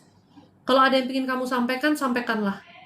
Jadi ketika pasanganmu nanti menyampaikan keluh kesahnya, kamu jangan ngamuk juga loh. Kan kamu yang bilang kalau ada keluh kesah, sampaikan aja. Jadilah pendengar yang memahami posisi pasanganmu ketika dia cerita. Aku tadi pagi tuh gak suka loh, kamu tuh kenapa sih selalu naruh handuk tuh kok di kasur? Itu contohnya ya. Kenapa sih kamu tuh kalau jemur handuk nggak pernah bener, cuman kamu taruh begitu aja? Handuk tuh kan harusnya dibuka gitu. Aku kesel deh tiap hari ngurusin handukmu. Itu contohnya tuh. Ya kamu jangan langsung, loh handuk doang kok. Oh iya sayang, sorry ya sayang ya. Besok aku iniin deh. Sorry aku selalu lupa. Mengubah kebiasaan tuh emang sulit, tapi aku berusaha gitu loh. Jangan apa-apa dibawa tersinggung. Sebenarnya orang tuh kalau tersinggung tuh kenapa? Ada kan orang kalau dia ada orang lain ngomong apa sama dia, aku tersinggung atas omonganmu. Misalnya nih ya, orang lagi pacaran, terus yang ceweknya nanya, ntar kita pergi makan kemana? Oh, kita makannya di tempat langganan aku aja ya. Kita makan di warung gitu misalnya, kan si cowoknya ngomong gitu. Terus ceweknya nanya gini, terus nanti kamu jemput aku naik apa? Ya aku naik motor. Kalau kamu nggak mau jemput naik motor, ya udah nggak usah kita pergi. Padahal si cewek itu cuma nanya, kamu jemput aku naik apa? Kalau naik motor, ceweknya mau nyiapin helm. Kalau naik mobil ya berarti ceweknya nggak bawa helm gitu loh. Tapi si cowok ini sensitif. Dia jadinya ngerasa kayak kalau dijemput naik motor si cewek ini nggak bakal mau. Itu pikirannya dia. Kenapa dia sesensitif dan setersinggung itu? Orang tersinggung itu karena kelemahannya lagi disentuh. Orang tersinggung itu karena kelemahannya disentuh. Karena memang apa kekurangan dalam dirinya tuh lagi diomongin, dia jadi tersinggung. Kalau dia sanggup, dia mampu, dia gak bakal tersinggung. Bener dong, logika gak? Kalau ditanya, kamu kok belum kerja sekarang? Langsung tersinggung. Karena apa? Karena memang dia belum kerja. Justru dia tersinggung karena itu. Kelemahannya dia di situ. Sensi aja pokoknya. Ada yang ditanya, kita kapan mau nikah? Langsung ngamuk. Ya kamu kan tahu aku belum siap untuk kita nikah. Ya kamu kan tahu kita begini, kita begitu. Karena apa? Dia kelemahannya di situ. Emang dia nggak punya kesiapan, secara materi nggak siap, dirinya nggak siap. Orang yang sensi seperti itu karena memang kelemahannya yang sedang dicari. Ya. Terus kalau dalam pernikahan ditanya, kamu selingkuh ya? Kamu ada chatting cewek lain ya? Waduh, dia meledaknya lebih-lebih lagi. Tersinggung dia. Jangan-jangan emang dia lakukan. Kan biasa orang gitu kan, sebelum pasangannya marah, dia harus marah lebih galak dulu. Biar pasangannya ketakutan duluan. Ya. Jadi sebenarnya Anda tuh sensi, Anda tuh reaksinya berlebihan, Anda tuh tersinggung karena titik lemah Anda yang sedang ditoel-toel. Bukan karena memang hal itu menyinggung Anda. Ada orang lain yang ditanyain kamu jemput pakai apa, santai-santai aja, nggak tersinggung. Karena buat mereka ya itu biasa ditanya seperti itu. Tapi kenapa Anda tersinggung? Berarti Anda ada titik lemah yang tersentuh. Titik lemahnya ditoel gitu. Harga diri Anda tuh yang memang sudah kecil itu makin kecil rasanya gitu loh jadinya.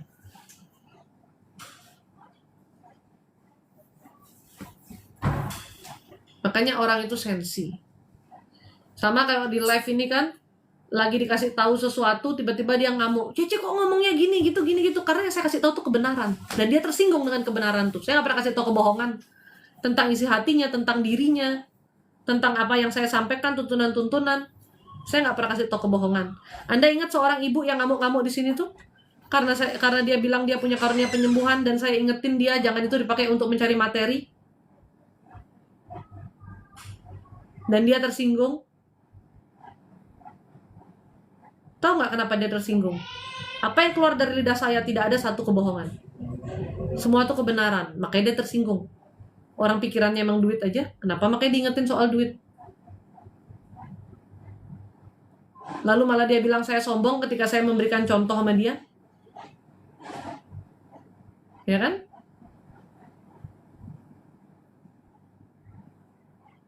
Kenapa dia semarah itu? Karena semua yang saya sampaikan itu kebenaran. Dan itu membuat dia tersinggung. Karena saya mengupas tuntas sebenarnya apa yang dalam pikirannya dia. Dan dia denial dengan pikirannya dia itu. Padahal saya sudah berusaha menyampaikan sebaik-baiknya. Biar gak tersinggung. Nah, jadi kalau sekarang Anda ini gampang tersinggung, berarti sebenarnya itu tuh titik lemah Anda. Masih banyak kelemahan dalam diri Anda yang harus diperbaiki. Jadi kalau orang ngomong tuh gampang tersinggung. Jadi Cie, kalau kita di Kristen dalam untuk bercerai tapi dapat suami yang tidak mau jadi provider, gimana Cie? Ya dijalani saja. Kan pilihan agama Anda. Saya selalu bilang gini Bu ya. Saya ini orang yang tunduk sama firman Tuhan. Sangat saya tunduk sama firman Tuhan. Tuhan memang tidak menyukai perceraian. Karena itu kenapa perceraian itu dibuat susah. Syarat-syaratnya bercerai itu susah. Kenapa dikatakan jangan bercerai gitu. Syarat-syaratnya menikah itu susah juga Bu sebetulnya. Tapi manusia mempermainkan pernikahan. Dibuat gampang. Padahal pernikahan yang di mata Tuhan itu adalah kesiapan lahir dan batin. Bukan hanya lahirnya siap tapi batinnya tidak siap. Batinnya masih ingin bebas, batinnya masih kacau, tidak sanggup bertanggung jawab, ya. Tapi manusia kan yang penting ada duit, nikah. Atau bahkan nggak punya duit juga nikah. Karena apa? Kebelet hawa nafsu. Bukan karena kesungguhan ingin menjalankan pernikahan sebagai ibadah. Itu salahnya manusia. Bukan Tuhan yang salah ini, manusia yang salah. Karena pernikahan itu jadi dibuat permainan. Aku kesepian, ya udah aku nikah aja. Kalian tidak mengerti esensinya pernikahan. Bahwa pernikahan itu kesiapan batin. Kalian berpikirnya kalau umur segini gak nikah, berarti gak laku. Gimana sih gak laku? Lu kata barang dagangan. Pernikahan itu kan harus ada kesiapan yang benar-benar mantap gitu. Itu yang pertama. Ya. Yang kedua, ada alasan-alasan di mana Tuhan mengizinkan terjadinya perceraian. Itu juga tertulis di firman Tuhan. Makanya jangan cuma dengar dari pendetanya khotbah, dibaca firmannya. Karena khotbah itu kadang disampaikan cuma 1-2 ayat. Tapi semua itu ada. Tuhan memang membenci perceraian. Apa yang telah dipersatukan oleh Tuhan tidak bisa dipisahkan oleh manusia kecuali karena perzinahan. Perzinahan itu kalau dijabarkan itu banyak ya, gitu loh. Bukan hanya suami Anda sudah tidur sama perempuan lain, istrinya tidur sama laki-laki lain. Bahkan di firman Tuhan berkata, ketika engkau menginginkan pasangan orang lain saja, kamu sudah berzina. Segitu beratnya kita harus jaga hati dalam pernikahan kita. Nanti lihat istrinya temennya, wih cantik ya, cakep ya istrinya. Menginginkan istri orang lain. Sudah berzina Anda dalam hati Anda. Perempuan juga sama, ngelihat suami temennya, aduh seandainya dia jadi suamiku. Nah, Anda bersinah dalam hati Anda itu. Bukan berarti Anda sudah chatting-chattingan sama dia baru Anda bersinah. Tidak, itu menurut firman Tuhan loh. Makanya dibaca firman Tuhannya. Perzinahan itu juga ketika kita menduakan Tuhan Allah kita, itu dosanya sama dengan perzinahan. Tuhan menganggap itu seperti perzinahan. Karena kita dengan Tuhan, sebenarnya kita itu telah menjadi satu. Dalam pernikahan yang kudus, dalam artian itu kita tuh menerima Tuhan, mendampingi hidup kita. Anda menjadi satu dengan Tuhan. Jadi ketika Anda menduakan Tuhan, Anda berselingkuh dari Tuhan, Anda merusak hubungan Anda dengan Tuhan. Itu pun perzinahan di mata Tuhan. Dosa yang sama. Jadi kalau pasangan Anda hobinya ke dukun, ya dia telah melakukan perzinahan juga dalam hidupnya, ya. Kan Anda satu tubuh sama dia. Anda ke Tuhan, dia ke setan. Dia melakukan perzinahan juga berarti. Gitu. Tapi kalau suami tidak mau jadi provider, berarti suamimu ini kan tidak menyadari tanggung jawabnya dia sebagai suami. Dia tidak menyadari apa yang dimaksud dengan tugas suami, mengasihi istri, termasuk untuk menjadi provider di dalamnya. Itu bukan alasan perceraian kalau itu, Bu. Justru Anda harus menuntun suami Anda, membimbing suami Anda untuk dia kenal Tuhan. Karena itu tidak tertulis sebagai alasan perceraian, Ibu.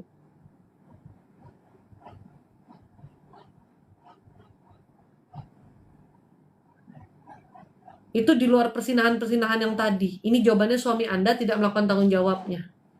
Ya harus dituntun dia, disadarkan. Orang-orang seperti ini berarti dia kan tidak kenal Tuhan, tidak di jalan Tuhan. Dia tidak tahu yang baik dan buruk, yang salah dan benar. Ya dituntun supaya mengenal Tuhan. Istri Anda itu penolong. Cerai bukan solusinya untuk tolong suamimu. Ya kalau penolong memang harus lebih kuat, jadinya lebih sabar. Kan kamu menopang. Nggak bisa dikit-dikit juga cerai, itu nggak bisa. Tapi, ya, saya tidak menjalani rumah tangga Anda. Saya tidak berada di posisi Anda. Seandainya pun Anda mengambil keputusan bercerai, itu telah menjadi keputusan Anda. Karena Anda juga tahu apa yang terbaik bagi diri Anda, menurut Anda, ya kan? Seandainya Anda bercerai, saya pun tidak berhak menghakimi. Dan tidak ada satu orang pun yang berhak menghakimi pilihan Anda kalau Anda berpisah. Saya cuma mau bilang setiap orang itu punya dosanya masing-masing.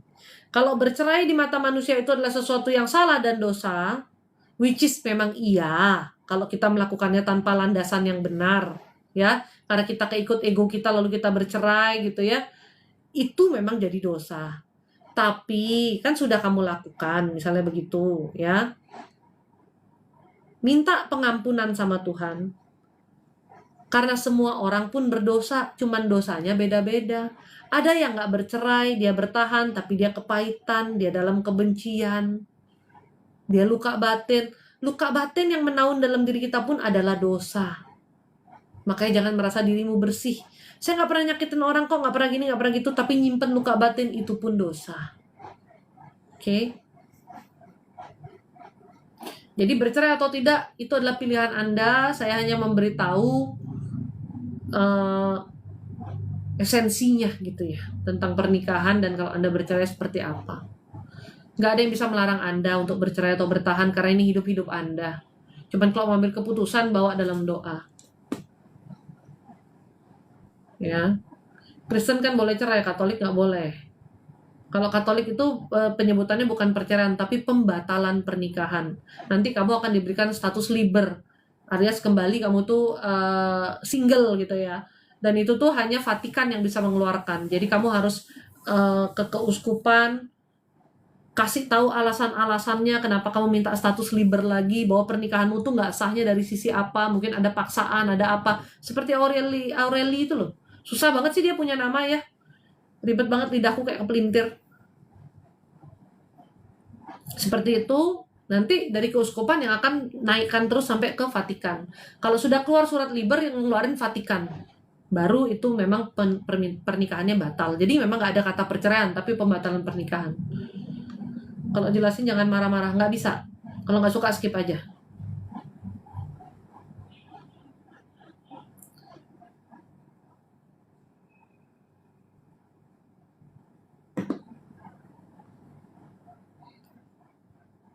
Dulu kamu kelihatan judes C sampai sekarang kan.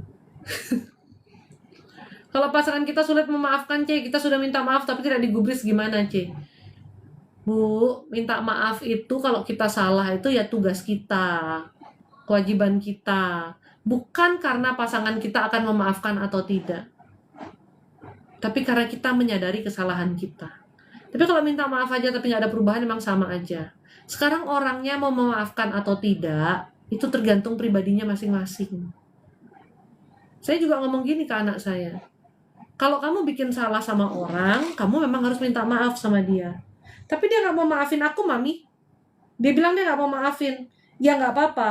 Kalau dia tidak mau maafin kamu, itu sudah menjadi urusannya dia dengan Tuhan. Tapi kan kamu sudah minta maaf sama dia. Dan kamu sungguh-sungguh minta maafnya. Yang penting tuh kamu minta maafnya tulus, bukan bulus.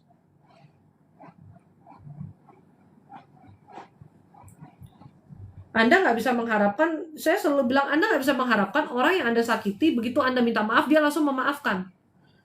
Konsepnya nggak seperti itu, Bu. Dia juga punya hati. Dia juga masih punya rasa marah, rasa kesel, dan lain sebagainya. Tapi at least Anda sudah menyadari kalau Anda salah. Dan Anda tidak ulang lagi. Orang yang menyadari dia salah, berarti dia tidak akan mengulangi kesalahannya. Kecuali permintaan maafnya tuh hanya speak doang, gombal-gombal doang.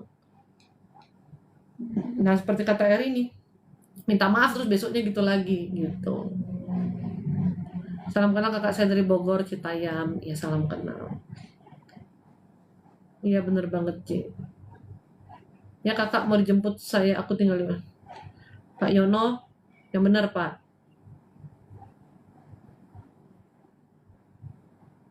Biar saya bisa bertobat. Kenapa? Tiba-tiba biar saya bisa bertobat. Kak, auranya. Apaan sih? Merita 4741C, katakan dulu apa yang harus saya perbaikin. Emosimu, Merita. Yang kayak roller coaster di Disneyland, naik turun dalam satu hari itu, ntar bisa marah, tenang bentar, marah lagi, gitu. Itu roller coaster di Disneyland apa di Universal Studio?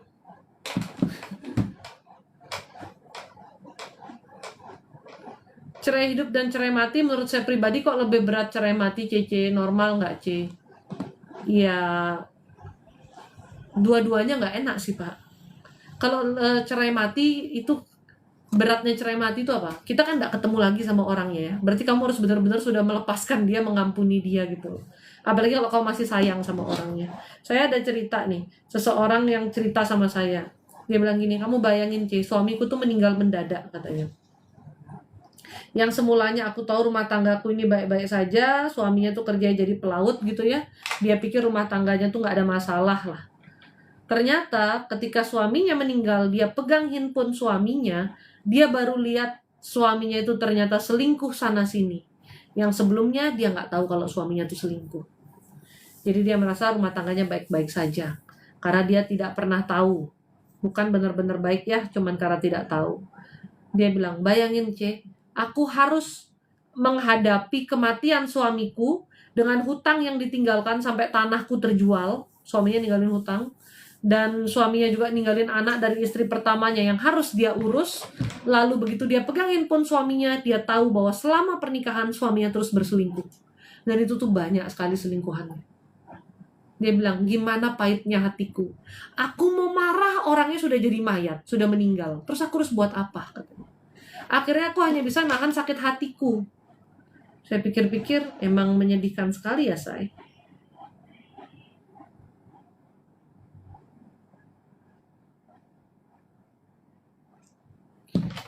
Itu gak enaknya cerai mati tuh. Kalau dia masih hidup, mungkin Anda masih bisa mengkonfrontasi dia apa gitu ya. Ini sudah meninggal. Kamu marah juga masa marah sama mayatnya.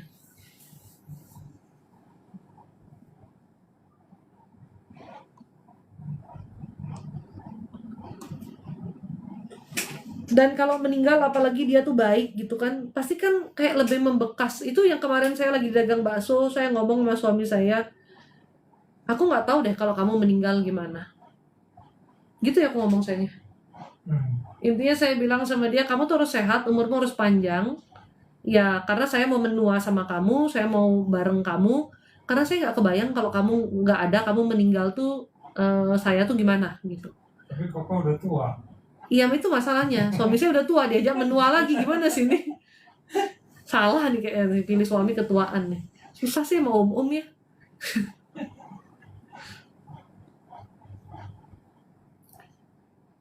Saya ngomong kayak gitu karena saya tahu ya, jarak yang paling jauh itu kan kematian.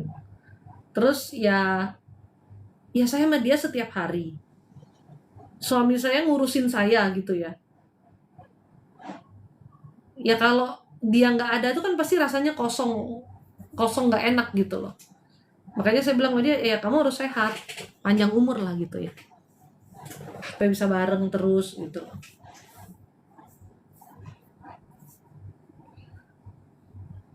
Cuman kan emang umur di tangan Tuhan.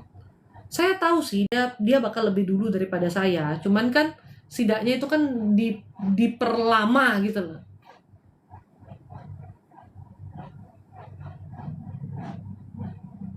Karena kalau ditinggal meninggal, sesiap-siapnya kita ya, walaupun saya tahu meninggal itu adalah esensinya seperti apa, saya tahu semua itu karena kehendak Tuhan, karena kebaikan Tuhan. Masa nggak ada kesedihannya? Kamu udah nggak lihat orang ini lagi, pasti sedih gitu loh. Jadi di dagang bakso itulah saya deep talk. Di bakso Samrat lebih tepatnya. Di bakso Samrat saya deep talk, suruh dia supaya dia menjaga kesehatannya, Dilamar biar di umurnya bakso- panjang. bakso tuku. Iya loh, bener loh. Apa sih hubungan kita dengan bakso ini Karena saya? kamu suka bakso saya. Dilamar di depan neon boxnya bakso tukul. Bukan neon box sih, jadi kayak perahu yang ada hiasan bakso tukulnya. Ya. Di topnya didagang bakso juga, di bakso tukul juga. Gimana sih sebenarnya konsepnya? Hah? Bakso. Bakso Samrat. Bakso tukulnya kayak udah bangkrut deh. Bakso Solo Samrat, you know. Diajak ke kafe kemana-mana nggak pernah di talk di kafe. Saya di kafe diem aja. Kayak lihat sana lihat sini, diem aja gitu. Paling ngobrol-ngobrol dikit. Di dagang bakso baru deep talk. Gimana tuh?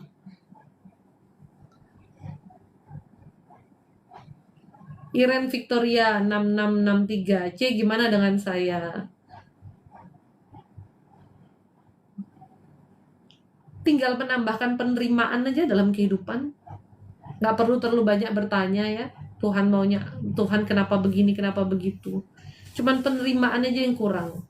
Dari penerimaan nanti kan akan timbul keikhlasan ya. Bakso Pak Rebo, aku kurang suka loh, dia kuahnya oily banget. Saya tuh suka bakso yang kuahnya light soalnya. Halo, selamat malam Cece, saya mau tanya C. Semula saya dan keluarga harmonis, tapi semenjak saya dan istri sama anak dan mantu, tapi kenapa malah semenjak itu selalu ada pertengkaran antara saya dan istri? Ini Bapak pernah nanya kok. Anda pikir karena Anda masuk tinggal sama mantu kan? Apa ada mantu gitu yang bikin hubungan jadi nggak harmonis kan? Istri Anda sebenarnya kurang nyaman juga sih dengan kondisi tinggal bersama dengan mantu itu. Jadi stresnya lebih tinggi. Kirain nggak tahu Cece, tahu dong, itu kan dekat rumahku juga. Di ini apa namanya? Bypass kan. Aku pernah coba makan, cuman terlalu oily kuahnya, terlalu berminyak. Jadi kayak enek gitu. Kok bau parfum saya kecampur-campur sama parfum yang tadi pagi sih, jadi kayak kurang asoy ya.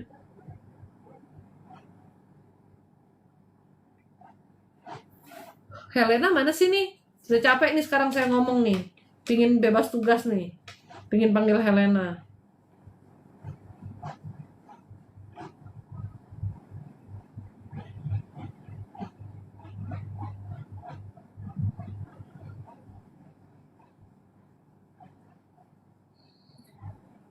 Jadi itulah tadi ya hikmat yang saya dapatkan. Kenapa saya sering bahas pernikahan? Karena dasarnya dari pernikahan yang sehat, dari orang tua yang waras ya guys, itu akan melahirkan anak-anak juga yang benar secara mental. Anak-anak yang bisa dekat dengan Tuhan juga itu karena orang tuanya. Jadi jangan sampai jadi orang tuanya udah keburu nggak waras duluan. Ini serius nih. Ya, pernikahan itu kenapa dibilang ibadah yang paling berat, ibadah yang paling lama? Karena di pernikahan ini melahirkan generasi-generasi baru yang Tuhan mau generasi-generasi itu Anda didik nanti sampai akhir hayat Anda supaya menjadi anak-anak yang takut akan Tuhan. Jadi pernikahan ini jangan dianggap remeh. Kalau Anda sekarang dalam pernikahan yang tidak sehat, berarti Anda harus memperbaiki.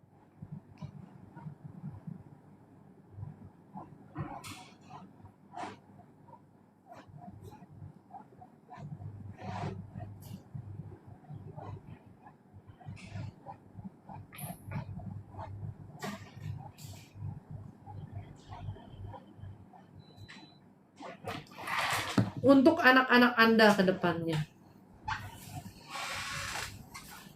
Untuk generasi-generasi berikutnya. Karena apa?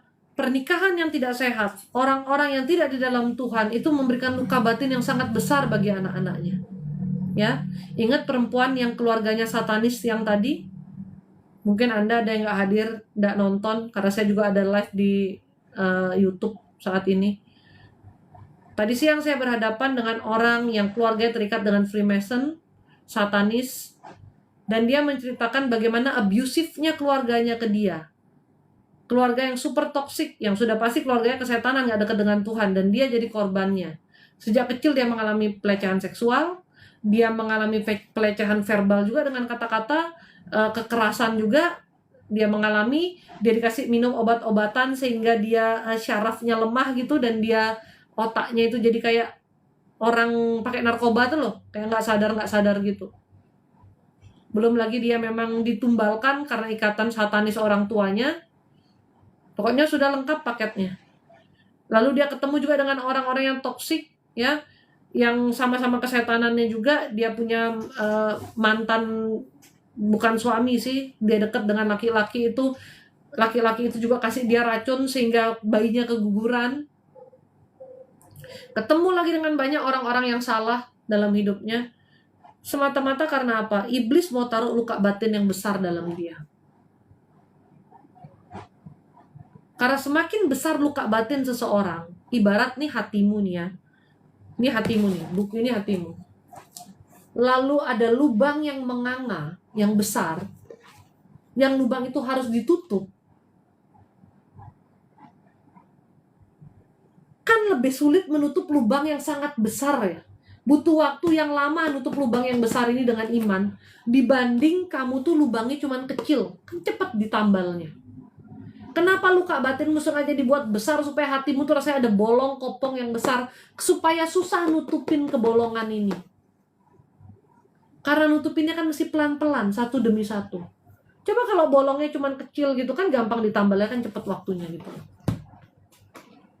Itu tujuannya iblis. Lalu dengan rasa hati yang bolong besar ini, kamu merasa Tuhan sangat jauh, kamu merasa tidak ada pertolongan Tuhan, disitulah kamu kepahitan sama Tuhan.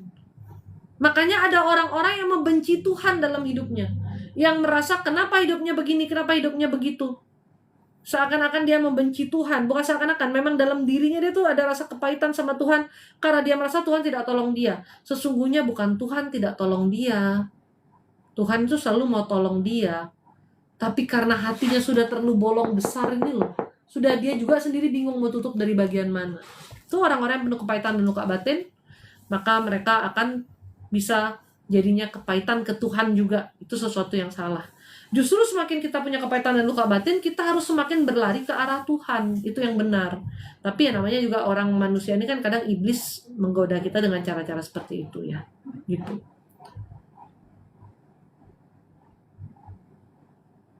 Kembali lagi, kenapa dasarnya rumah tangga orang tuanya harus benar? Mengurangi luka batin dalam diri anak-anaknya. Anak-anak korban perceraian tuh banyak yang sudah terluka batinnya. Tadi saya nonton di TikTok Life After Divorce untuk anak-anak. Hidup setelah perceraiannya anak-anak. Anak-anak itu hidupnya gimana? Memang ada anak-anak yang ketika dia sama orang tuanya, bahkan dia memohon-mohon ke ibunya supaya ibunya tuh mau bercerai, saking toksiknya bapaknya. Ada yang ketika sama bapaknya, mukanya kelihatan sekali penuh ketakutan, tapi setelah ibunya cerai, mukanya lebih lega gitu. Ya, ada yang seperti itu. Tapi deep down di dalam diri mereka, ketika Anda sudah salah pilih pasangan, anak-anakmu salah mendapatkan orang tua, mereka sudah terluka. Memang perpisahanmu setidaknya menolong mereka dari tindakan-tindakan abusifnya pasanganmu yang salah itu. Tapi tetap lukanya sudah ada. Sudah ada rasa trauma dalam diri anak-anak itu. Makanya kenapa kalau pernikahan itu harus benar-benar dipilih, benar-benar dijalani. Jangan menikah karena usia, karena ya udahlah nikah aja, karena kebelet nikah. Lu kebelet tuh pipis, say, bukan kebelet nikah, say. Ya. Yang bawa keputusan-keputusan hidup yang krusial-krusial gini jangan dipakai kebelet-kebeletan, ya. Emang lu anyang-anyangan? Kebelet nikah lu anyang-anyangan lu. Bagaimana?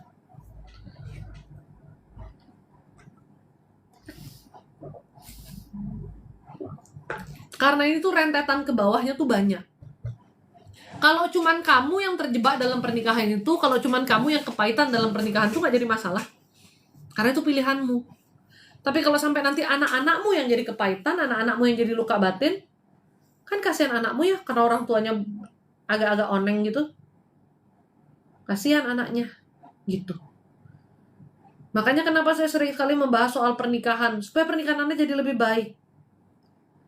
Supaya pernikahan saya pun jadi lebih baik. Kita sama-sama dapat tuntunan Tuhan.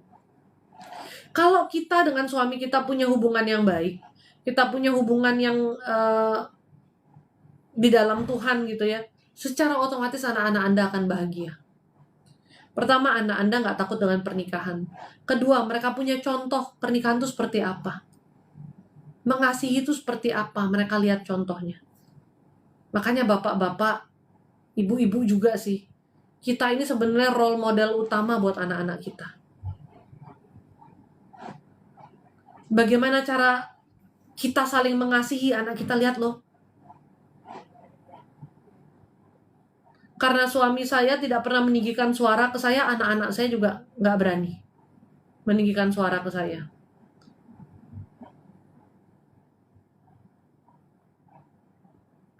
Karena kalau ada makanan, suami saya nggak pernah bilang kayak, Mami nggak usah makan, kasih anaknya aja. Nggak. Justru suami saya bilang ke anak saya, ini jab bagian kalian, yang ini sisain buat Mami. Mereka jadi tahu mentingin saya juga. Bukan saya yang disuruh ngalah terus. Anak itu ngelihat bagaimana bapaknya memperlakukan ibunya. Anak itu ngelihat bagaimana ibu tuh memperlakukan bapaknya. Dan mereka belajar dari itu. Kalau anakmu laki-laki, dia ngelihat bagaimana kamu memperlakukan suamimu, itu nanti bagaimana istrinya dia memperlakukan dia. Emang lu mau istrinya nginjek-nginjek anak lu? Pasti gak mau kan? Ya sudah, jangan tunjukkan itu depan pasanganmu juga, di depan anak-anakmu. Ketika kamu dengan pasanganmu. Kalau anakmu perempuan, ya bapak-bapak, kamu mau dia bertemu dengan laki-laki yang kasar. Kamu mau dia bertemu dengan laki-laki yang hanya memanipulasi dia. Kalau kamu gak mau, tunjukkan kasih sebagai laki-laki itu harusnya bagaimana.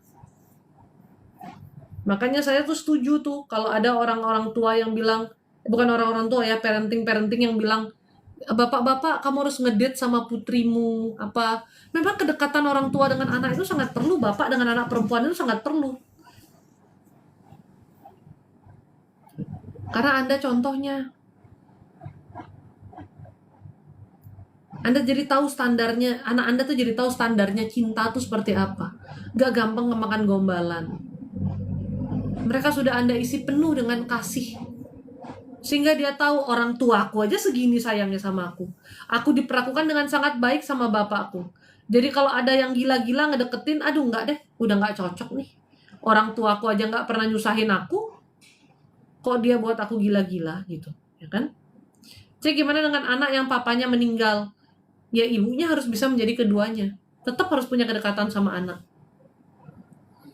Bu, lebih baik dia tahu bapaknya meninggal daripada dia tahu bapaknya menggila selingkuh-selingkuh di luar ninggalin keluarganya.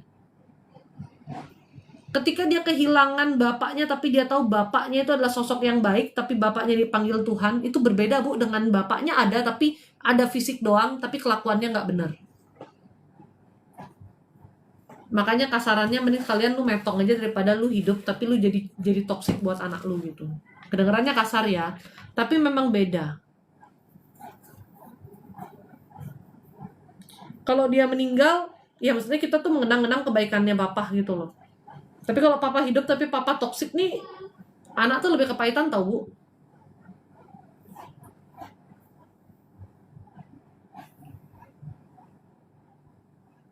Semua perlu proses untuk saling memahami pasangan hidup, betul. Ya tapi prosesnya dimulai lah, jangan kelamaan juga. Bilang proses-proses tapi nggak mulai-mulai, kan jadinya lama.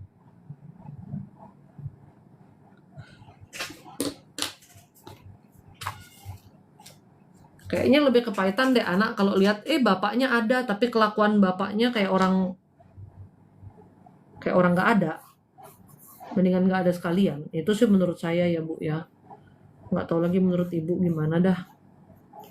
Menurut rekan-rekan sekalian sih. Kayak lagi sidang di kampus aja. Menurut rekan-rekan sekalian,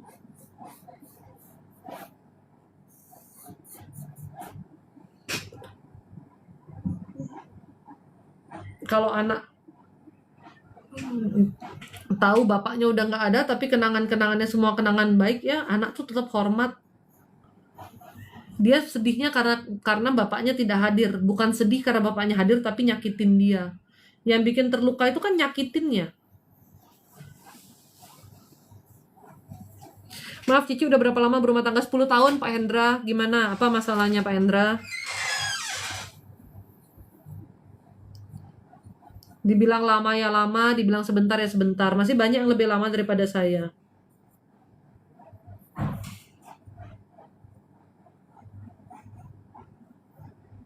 Kayaknya Bapak tiap saya bahas tentang rumah tangga soalnya pertanyaannya gitu. Cici sudah berapa tahun berumah tangga? Sebentar sih Pak, baru 10 tahun.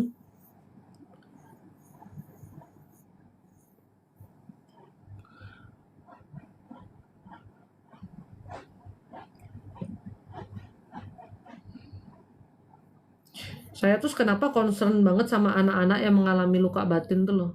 Soalnya menyembuhkan luka batin tuh susah. Kalau semakin sedikit orang yang luka batin semakin baik hidup ini.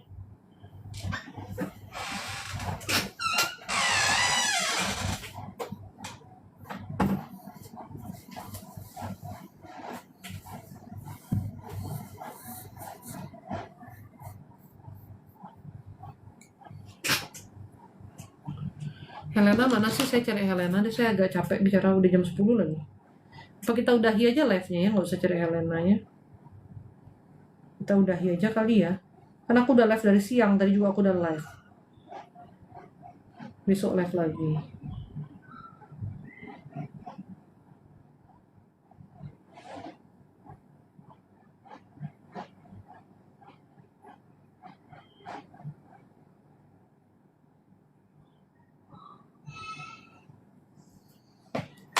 Udah deh. Guston udahi dengan doa C. Capek sekali aku suruh doa terus loh. Maksudnya karena aku berbagi energi sama kalian loh. Bukan aku capek berdoa, aku tuh emang terus berdoa. Tapi karena energinya dibagi sama kalian nih aku lelah. Besok aja lah kita doa bareng ya. Tadi kan aku abis ngusirin setan. Sekalian kalian berdoa dulu masing-masing. Supaya Cici gak terlalu lelah. Besok saya ada apa ya? Gak ada sih. Selasa kan jadwal libur saya ya. Sampai lupa punya jadwal libur saya. Ya. Oke, terima kasih untuk kebersamaannya. Seperti biasa, apapun yang saya sampaikan, ambil positifnya, buang negatifnya.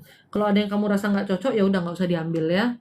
Nggak ada yang maksa juga kamu untuk mengambil hikmatnya. Tapi kalau itu sesuatu yang baik, ya kamu ambillah sebagai hikmat dalam hidupmu supaya ada perubahan-perubahan yang positif. Oke, terima kasih buat kebersamaannya. Tuhan memberkati. Kalau Anda butuh jadwal konsultasi tentang masalah apapun ya, kalau saya bisa tolong, saya pasti tolong selama Tuhan memperkenankan.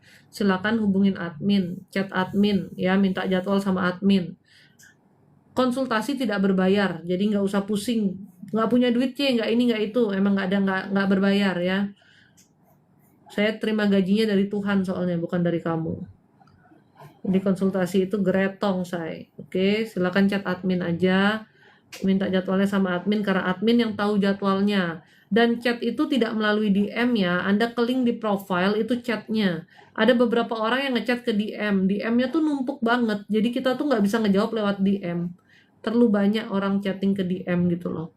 Ya, jadi kalau sungguh-sungguh minta jadwal, kamu chat aja ke admin melalui link yang ada di profile ya. Itu link ke WhatsApp gitu loh ya. Minta jadwal sama admin, termasuk untuk kamu yang mau aku puntur kayak gitu-gitu, kamu bisa chat admin. Nanti admin yang akan bantu karena semua jadwal saya diatur sama admin. Even teman-teman deket saya juga saya bilang ke mereka, kamu silakan chat ke admin aja. Nanti admin saya ngatur jadwalnya. Jadi saya cuma dikasih tahu, Bu, hari ini ada jadwal ini gitu. Ya. Ingat sekali lagi jangan ke DM, kagak akan kejawab di DM mah. Oke, terima kasih, selamat malam, Tuhan memberkati. Bye bye. Sayang matiin dong ini sayang. Ini sayang, tolong sayang.